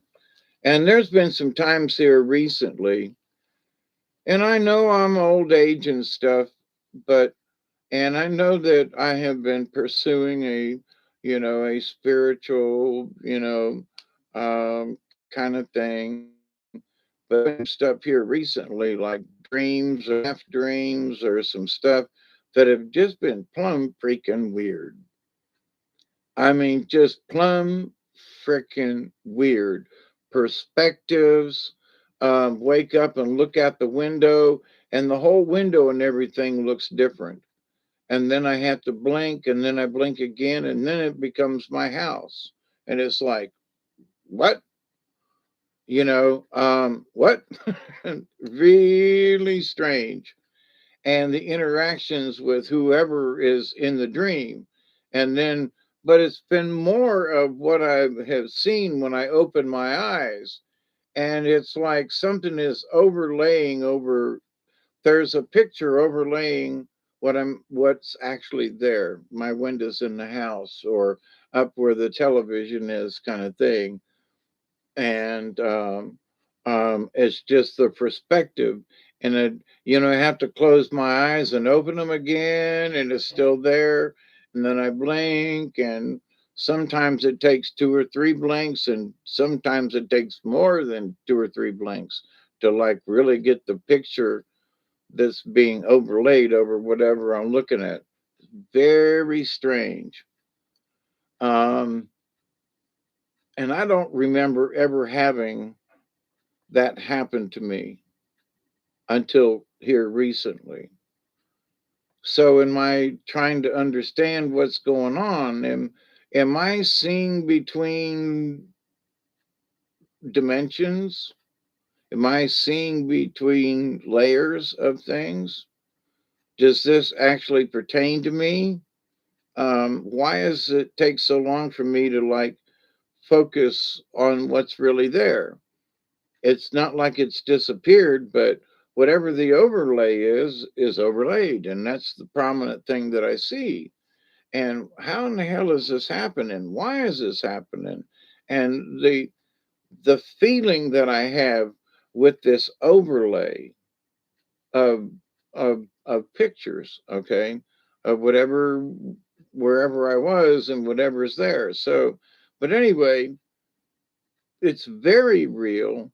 It's very reach out and touch. Wait a minute, you need to go away. You're not actually here. And blink my eyes and try to bring myself back to the here and now. But where is that here and now? Where is that overlay? What in my reality or not reality, where is this? I lost God son 2 weeks ago, and I'm at my best friend's now. We had the viewing yesterday and the funeral today. Mossy man, I'm so sorry. Prayers go out to you. Only 15. That sucks. That's young for death. There is something there. Yep, absolutely. 4:33 a.m. Yep. I've been on for 3 hours and 32 minutes, almost a 333. Um, so it's 333 where you're at, and it's 3 hours and 32 minutes and 16 seconds. So, yeah, Amasi, yeah, our hearts go out to you. Find that frequency, this Mossy man, and send out the love, right? So, is that a prayer? We send out good energy to Mossy man. Is that a prayer that we're doing? Because we're wanting to send cosmic hugs out. Is that a prayer? I'm just asking. I'm just asking, just a point of view.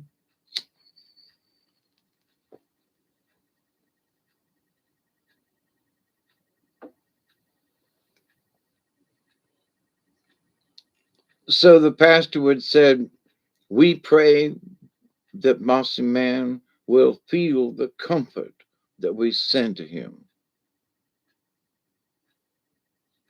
That could be a prayer, right? Ladies and gentlemen of the congregation, we will send our prayers up to our dear friend, Mossy Man, and hope that he receives the warmth and kindness that we send to him. Now, I was being a little sarcastic ish, but not in that, acting like a preacher, but that's how the prayer would be sent, right? That's a prayer to send good energy to, okie doke. So our intentions, whether it is spoken or not, are that we're sending it to Mossy Man and to his other family too, um, that they will receive it. So, and feel our hugs, and really. So, but anyway,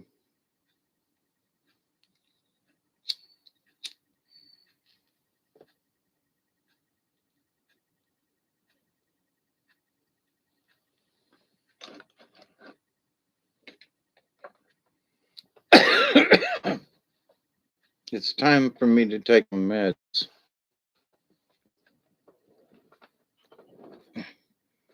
and rearrange my pillow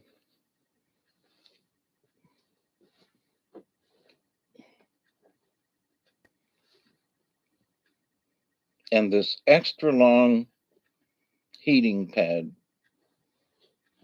I got it at Walmart's. It was about $30. And this thing is huge. It's 33 by 20. And I've got these pillows that I pull behind me. Oh, where's the dang top of this? It scrunches down, and I got to pull it back up without pulling it out from underneath me.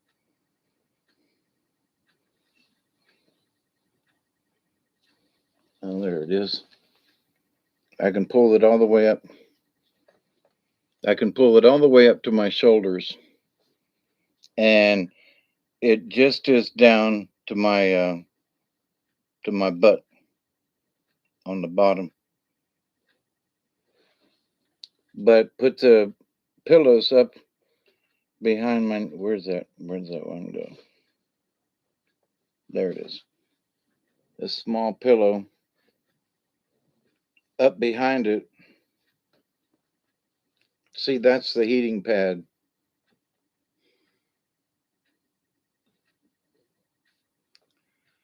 Who's got a guard? We all have a guardian angel.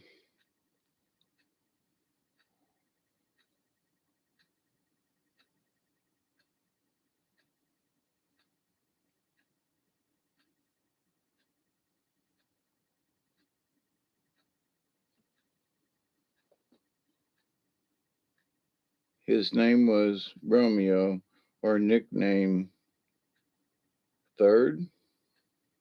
That's interesting. Well, it's been 3 hours and 37 minutes that I have waited to smoke this cigarette. So, because I've waited 3 hours and 37 minutes, I'm going to smoke it. I'm rewarding myself. Is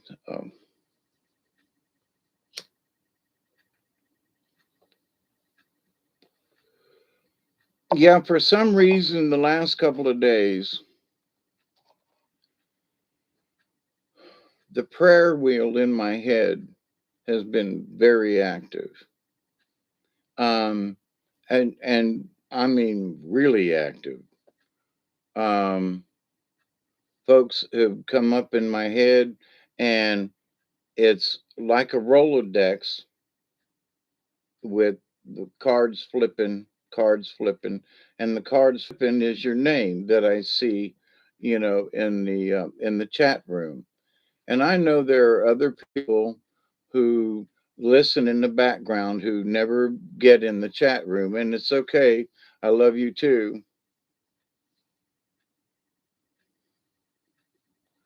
Is death death or a welcome home? Um, Death is death, and it depends on what you consider as a welcome home. But if you believe in Casey, in that we as spirits choose the lives that we take down here. So when we pass away and our spirits return back to the spirit realm, as Casey suggested, then we are going home because we chose to come here and experience this and do what we do. And then so when we leave this body, that chore is over with. We go home. So in that respect, okay, then we would be going home. So and also I guess in some Eastern traditions, whether or not they believe that they do believe in reincarnation. So I am a reincarnation of some time. Okay. So, and then if I accept the fact that I'm a reincarnation, I'm not the same person, but I am a reincarnation of my spirit. Now, what I do this time around, because last time around I was a real shithead. I was a nasty son of a bitch and mistreated people, and I needed to learn some lessons. And I'm back this time to learn them lessons and to try to bring peace to this area where I am reincarnated from this area here. Um, so knowing that, it's like, okay, got to work it out. Got to do better this time. Really got to do better this time. And I'm trying. And I realized that, there were times when I was over trying, and then, but now it's just so quiet that, but it's still out there. And I still make this statement, if anybody wants to come here, I've got a small house, but, you can utilize the kitchen if you need to and put stuff in the refrigerator. And you can use the, toilet and the shower. But, you're going to have to live in a tent or some other type of something. Or if you've got a self contained something and want to come down here and stay, that's great too. You can do the whole roughing it thing with camping, and I do have some, camping, tents and stuff, and that kind of thing. So, you're welcome to come, and I mean it, have meant it. That's why there's a sign at the top of the hill, you know, the little Clockney River Hermitage. So my intent has not changed after all these years. And so, what does that mean in the spirit realm? Well, for me, it's important because I didn't want to lie to the universe. When I made the extension and stretched out my hand, I didn't want people to think that I was lying about it, and I'm not, you know. A year ago, we had a friend that came down from West Virginia or Virginia and came down and stayed for several weeks and very pleasant. And, hope he's doing well. I think he's back in the United States, which is good. He went, overseas and taught English to some folks and had an experience and then came back to the States. So glad he made it back, from being in the war zone almost over near the Ukraine. So, but he came and stayed, and because he was single and had few things, he could stay upstairs. And that was fine. But, if there are two or more people, you're going to have to stay in a tent, but you're still welcome to come. Okay. So, but anyway, I make that statement to remind myself, not that I forget.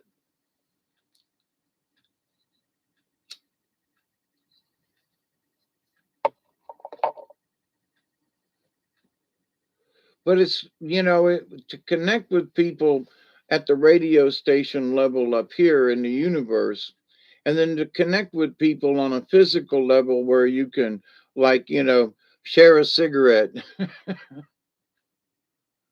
You'd be the literal camp counselor. Yes, that is true. The only thing I know for sure is that I am loved. Yep. Honor is everything. Lying ain't good. That's for true. Because they both, I choose to be one. Pro big cheesy grin.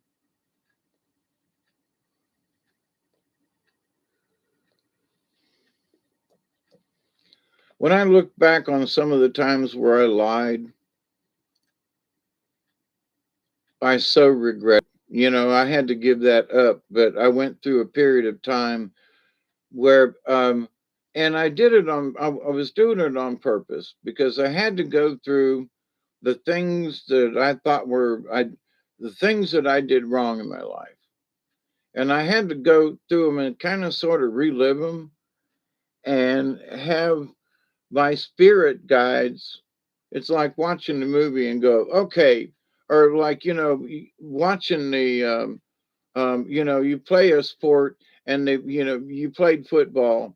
And so now you're watching, it's Tuesday afternoon and they've got the film back and you're watching the video and coach is pointing out, what you did wrong or right or whatever. And, see how this play got, but I was a pulling guard. So did you pull quick enough? Did you end up, did you lead far enough? Did you do blocking when you pulled? Or did you just run by, the tight end that was coming in to, smack the quarterback, Um, so you went back over so in this, there were certain things in my life that I had to sort of watch the game and look at it and then critique it with my spirit guides and them going, now, what do you think about this? Well, I see this and I think it was really stupid, but why do you? So they didn't necessarily tell me what was wrong, but they would ask me questions like, why do you feel that way? And how did you come to that conclusion? And, and so they would ask me questions while I'm reviewing it so that I can go, wow, I can see this from a different point of view. Now, do you see what we're talking about when they ain't actually talking about nothing? They're just asking me questions while I'm reviewing it. So I'm actually answering the questions. They're just prompting the thoughts out of my brain that's already there. The answers are already in the universe. So my spirit guides, they're just guiding me through the steps to dig up what's in my brain and why I may have done a particular thing, or, what was I thinking at the time? Was I thinking at all? And why, would you do this again? Yes or no? No, I would not do this again. Well, then let's check that one off. But now, do you see anything deeper in this lesson? Well, what do you mean? Well, do you see blah, blah, blah, blah, blah? Well, actually, I can see where, you could view this from another point of view. So then they take me down this other road, same subject, same thing, but then they take me down another road with a different point of view and then bring me back out of it and go, okay, now let's review this one. Okay, same circumstances, but another point of view, like maybe from the point of view of the person that I may have harmed or embarrassed or whatever, and that I want to, ask forgiveness or I want to make right or whatever. And if I can't do it to them personally, then I'm going to do it spiritually. So I go back over the event and go, I hope this person can forgive me for my whatever that I did. And since I can't see you personally, I'm going to ask the universe, okay.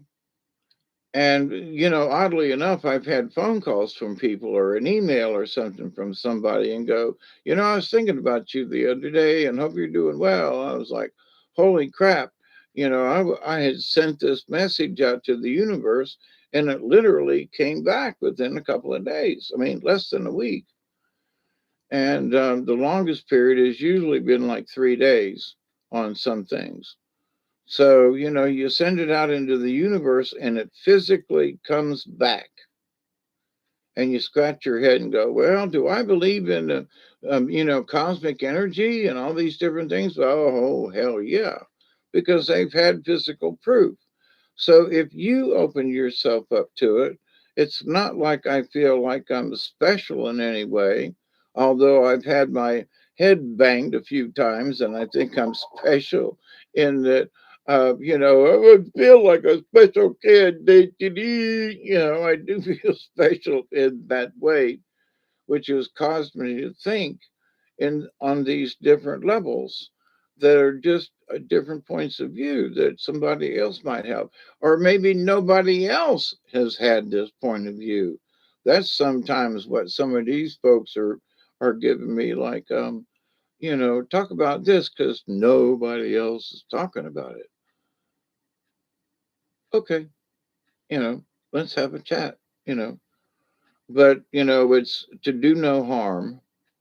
You know, I think that there are people out there who I am in love all the time because I simply wish to do no harm. That is my single prayer, single commandment. I wish to do no harm to anyone, to anything, at any time, unless it's self defense, and that's questionable. If I can talk my way out of it, I will. But if I have to, well, then, let's get after it. I would rather not. But if it's me or the other guy, you're going to have a tough time taking me down. That's all. You know, and I might actually win. Be careful. Um, but, in my thinking as a hermit, I have understood over the years that it is easy to be in love and stay in love all the time simply because you wish no harm. And that means you are in love. It means you are in that frequency. Well, how do you feel today? Well, I still wish no harm, you know, period. You don't have to go into any big details. You still wish no harm. Yep, that's true. So that means the love that you have for your fellow man is still there. And it's at least the same as it was yesterday. So, and then sometimes events happen or whatever, and you have a tendency, like with y'all, sending me prayers when I was in the hospital and so forth, and I could feel the prayers. And I'm like, wow, this is just unbelievable. So then my prayers back at y'all, in my head, I was like, how can I send prayers back to these lovely people that would at least come close to the prayers they sent for me? I want to send a happy, loving thing back to all these people. How do I do that? Because I was like, man, I'm receiving all this stuff. I can actually feel it, you know, and my scar, it looks great. Doc was like, holy cow, look at that. And so, the healing powers and so forth actually happened. I know that they happened. So in my mind, I want to repay the universe. You know, I want to repay y'all for what you helped do and you helped to heal me. And I know it. I felt it. So, and I'm repeating myself, but it was very important because I knew it and felt it. So in my mind, I want to repay. I have, part of me is like, I have to repay the energy that was sent to me. How do I do it? Can I? Do I have the energy? I mean, all these things went through my head. Now, this was right after I'm still in the hospital and I'm still really drugged up.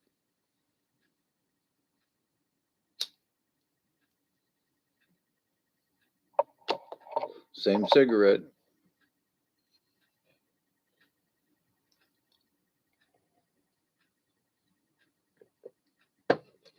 Now, not everybody is as crazy as I am as far as picking apart these different things or looking at it at these different points of view. And so, but, when you actually feel something and it's on a level that, but see, you have to you have to accept it. So there are people who get prayed for, but they don't know how to accept it. So while I'm laying in the hospital bed, I'm thinking, I accept and receive the knowledge, the healing, the wisdom, and whatever blessings in the universe. And then I would add, I'm in the hospital bed now after the operation. It's about day 2. I am grateful I made it through this. I'm grateful that, it wasn't as hard as the first one. I'm grateful that, after being cut twice, my bandage was clear and so forth. I'm glad that, I was able to walk on day 2 and 3. And, I'm grateful for, but at the same time, I'm saying the prayer that I always say to the y'all. I continue to pray that each and every day, that each and every one of you will learn how to accept and receive the knowledge, the healing, the wisdom, and the many blessings from the universe.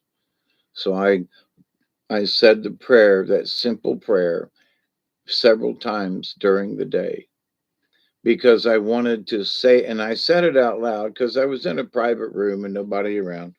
So I could say it out loud.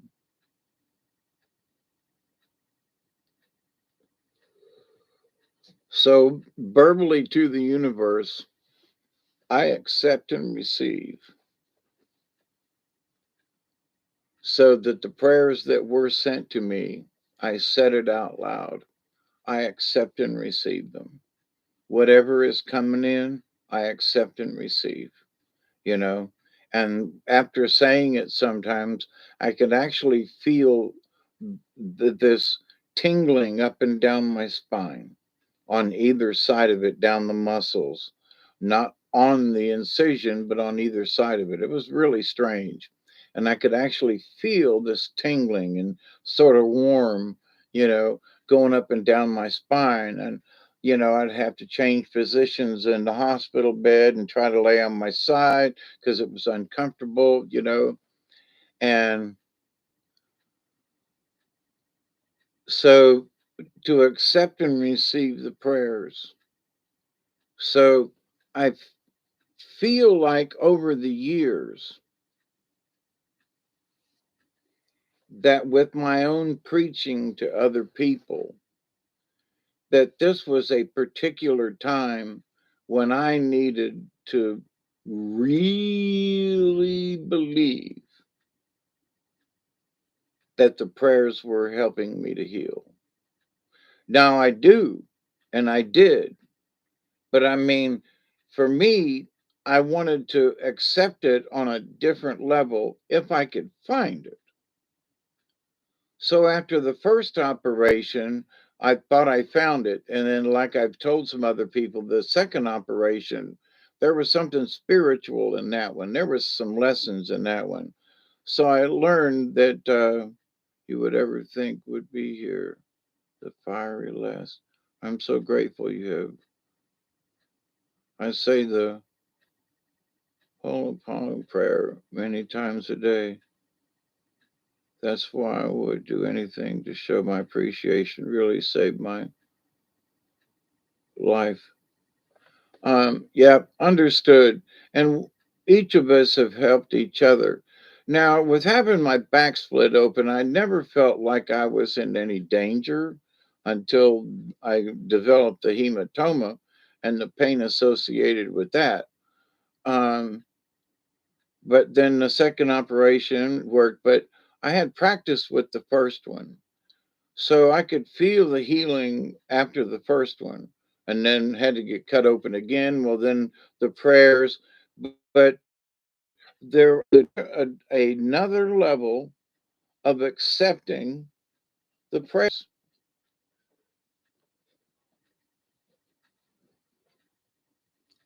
I realized that I was accepting it all along, but then there was this cosmic, somehow other acceptance. I still haven't figured it out, but I just know that there was like something extra in, especially after the second operation in the healing process. There was extra stuff, and it was great and hard to explain, but there was extra stuff in the prayers and in the healing, and I'm still grateful, and still very much appreciative. And still to this day, I know that there are some of you out there that are sending me prayers, and I absolutely appreciate it. And how do I pay this back? Well, I paid this back by trying to be here, you know, and as I have been here over the years, my intent, how do I pay this back? Well, I go through almost daily. Every day I send a prayer out, but some days it's sort of like a kaleidoscope, but it's more like a Rolodex in the old days with a card for everybody that you knew. And so it'd flip up and it'd be Scotty, and then it'd be Michelle, and then it'd be this person, then it'd be this person, and then and it would flip through, and each one flips through my mind's eye, I send a prayer out. Well, there's a Michelle, do well, Michelle. There's Scotty Boy, do well, Scotty Boy, and prayer, blah, blah, blah. And there's Chloe, and there's Elderberry, and and each one, as your names flip by, you know, and I see them, then the prayer is sent out. So the last 2 days, it's been Rolodex, a couple of times a day, which I don't have a problem with. Um, but it's been different than what I normally do, where I just normally send out the prayers to all of you, sort of in one great big bundle, versus having your faces and names and everything, flip by. Um, So I find that for me, it's like more intimate when I get the Rolodex versus a group prayer, But anyway, enough of that. But in accepting the in accepting the healing, I'm always like, yeah, I believe that prayer is going to heal me, and but at the same time, I was like, yeah, I do pretty good on my own, and I always have, you know. All the incisions and things, I've always done really well.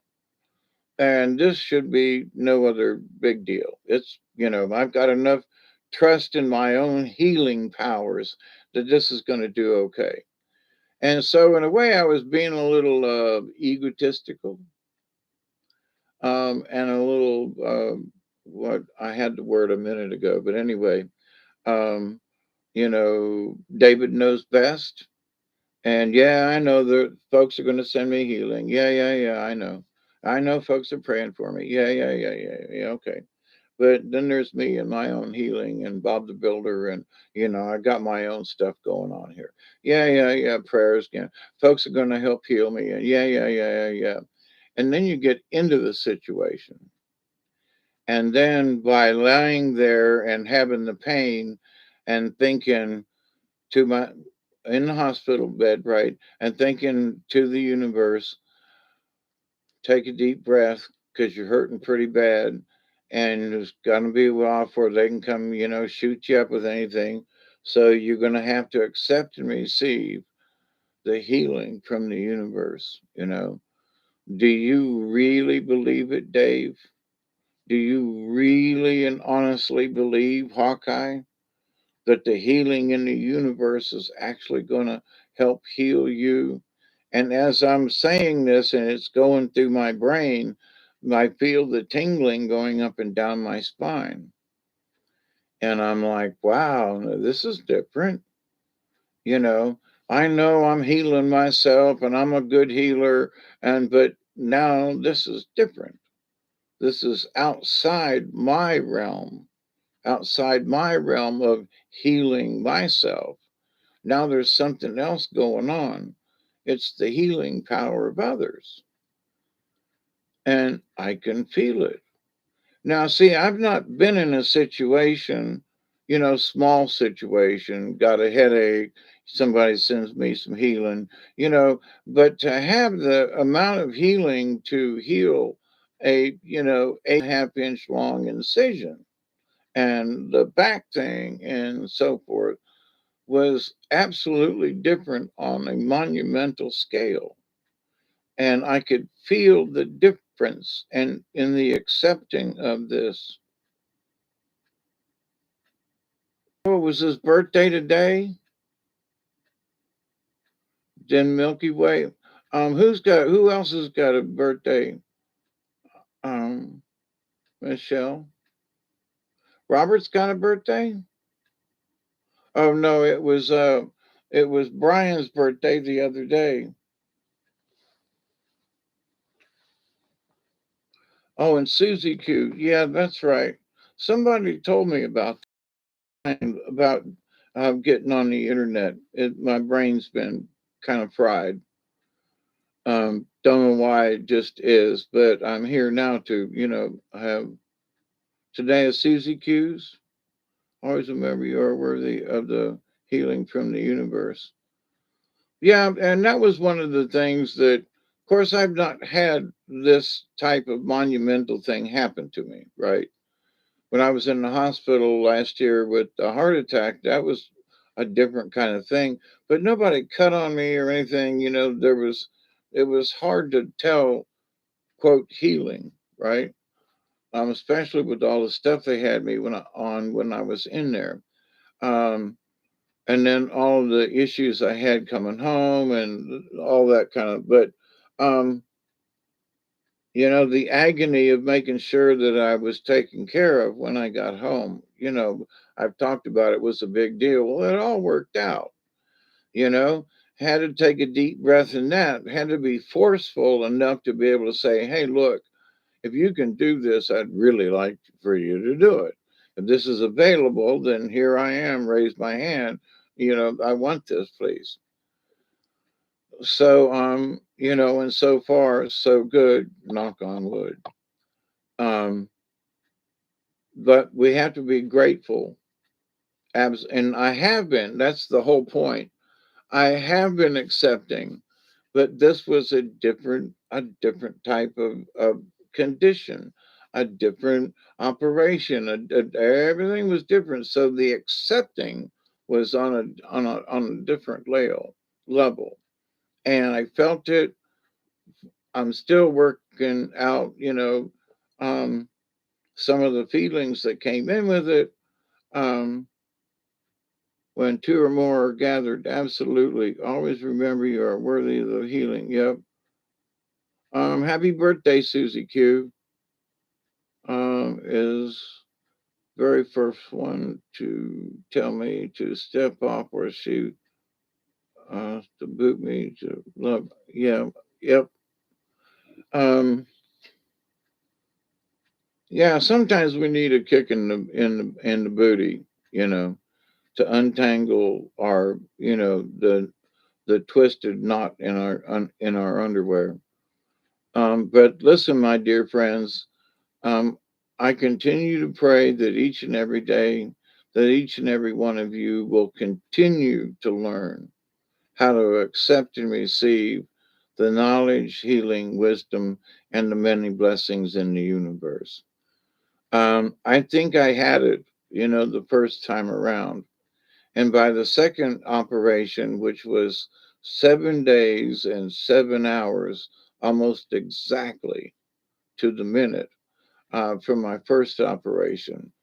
So accepting and believing, I knew it was there. I knew I was going to have to go through it again. I knew that it was like, okay, I've had this much experience. I know what to expect. And so I could accept the healing again and what was there again on a different level because it was different from the first time.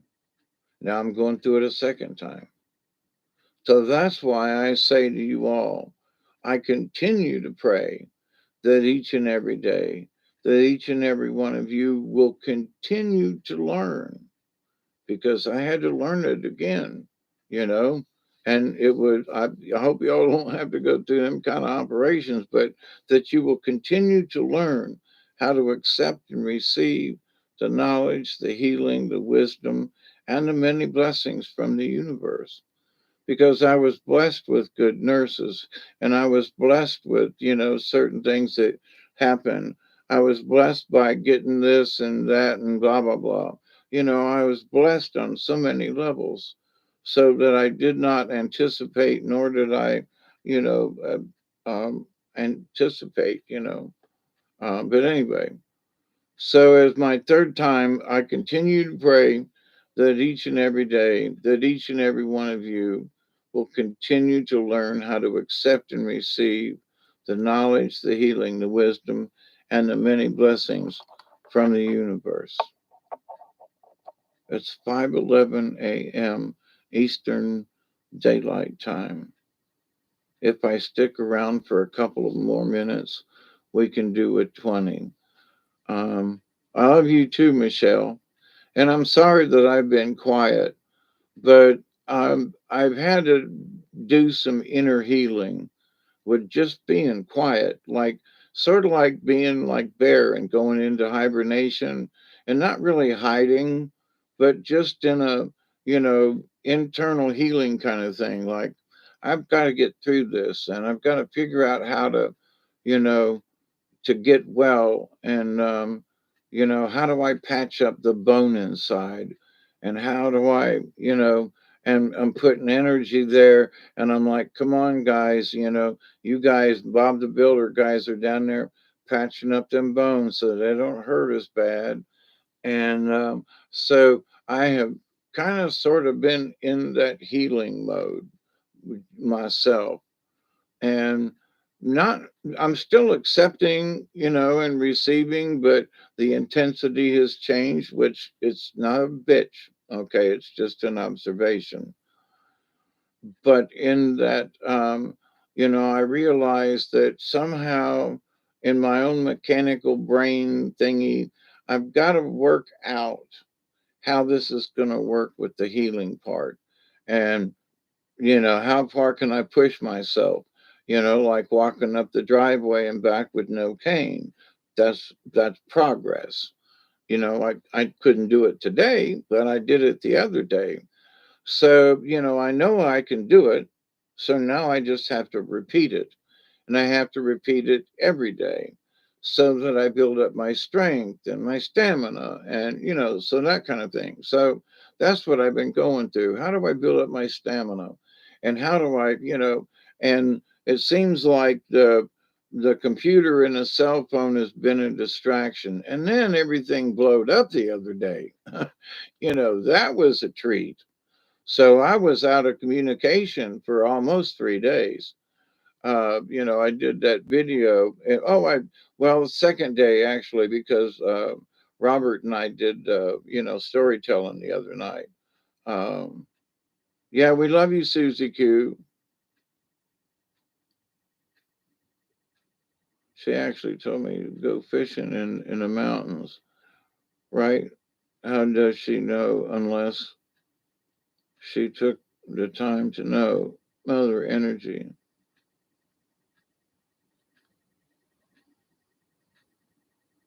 Yeah, for whatever reason, it's just been quiet. And but I know why I've been quiet. I've been trying to do the internal thing.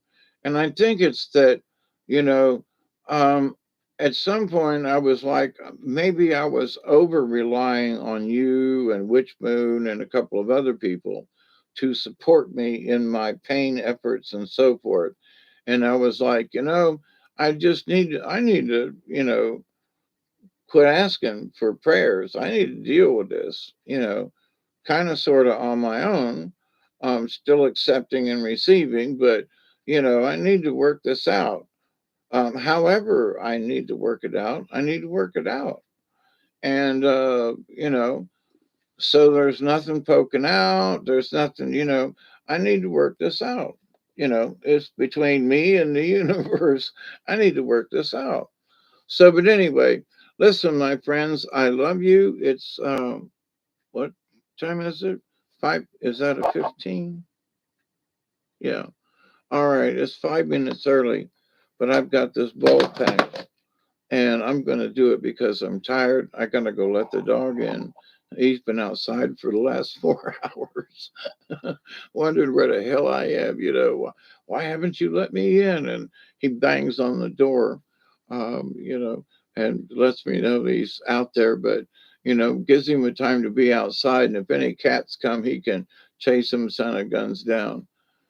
But in this in this meanwhile at the Oasis, I hope to for me to wrap this up. I hope you understand, if you heard any of it from the beginning, about the oasis that we create within our minds, and it's the oasis that show up when you don't expect it. It's the oasis that our brains create that helps us to rise above the chaos. And we can sit and sip our tea in a comfortable chair and have the wind blowing to where it's not too hot or it's not too cold. And we experience it, and our brain says, here we are in this nice little spot. And then while we're there, we have these wonderful thoughts, and that helps us to understand, and we can achieve another level of spiritual understanding and awareness. And these little times when we gather at the oasis are wonderful, beautiful times. And sometimes we share them with other people, and sometimes it's just you and me in the fence post, and sometimes it's me, myself, and I, and sometimes it's the tribe within us. Then it's the tribe with other people, and we share. So anyway, I only know what I know. What I know is love. Yep. And so it's 5:17, and I'm gonna light it earlier.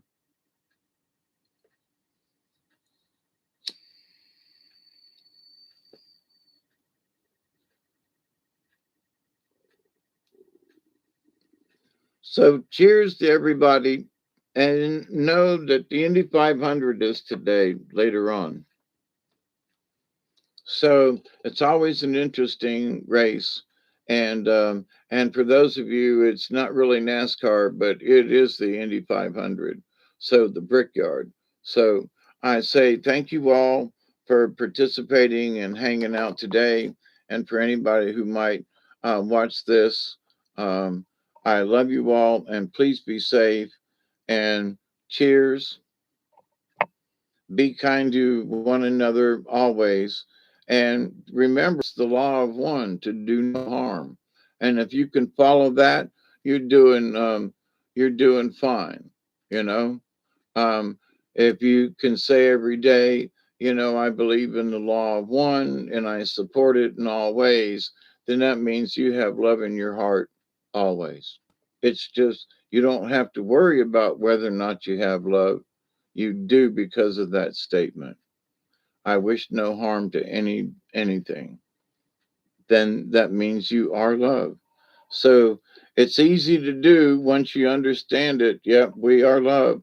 So I love you, Michelle and Scotty, and anybody else that might be hanging out this far in. I send out my love to you all, and I really mean it.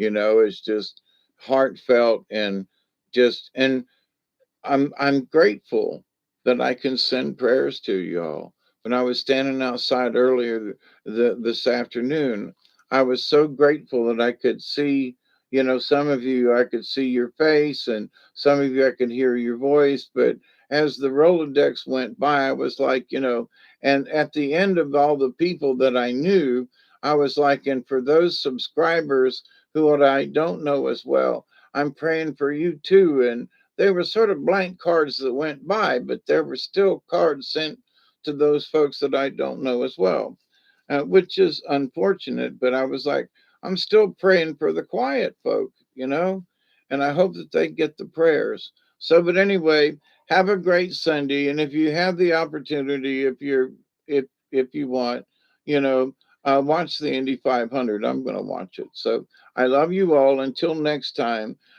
see you.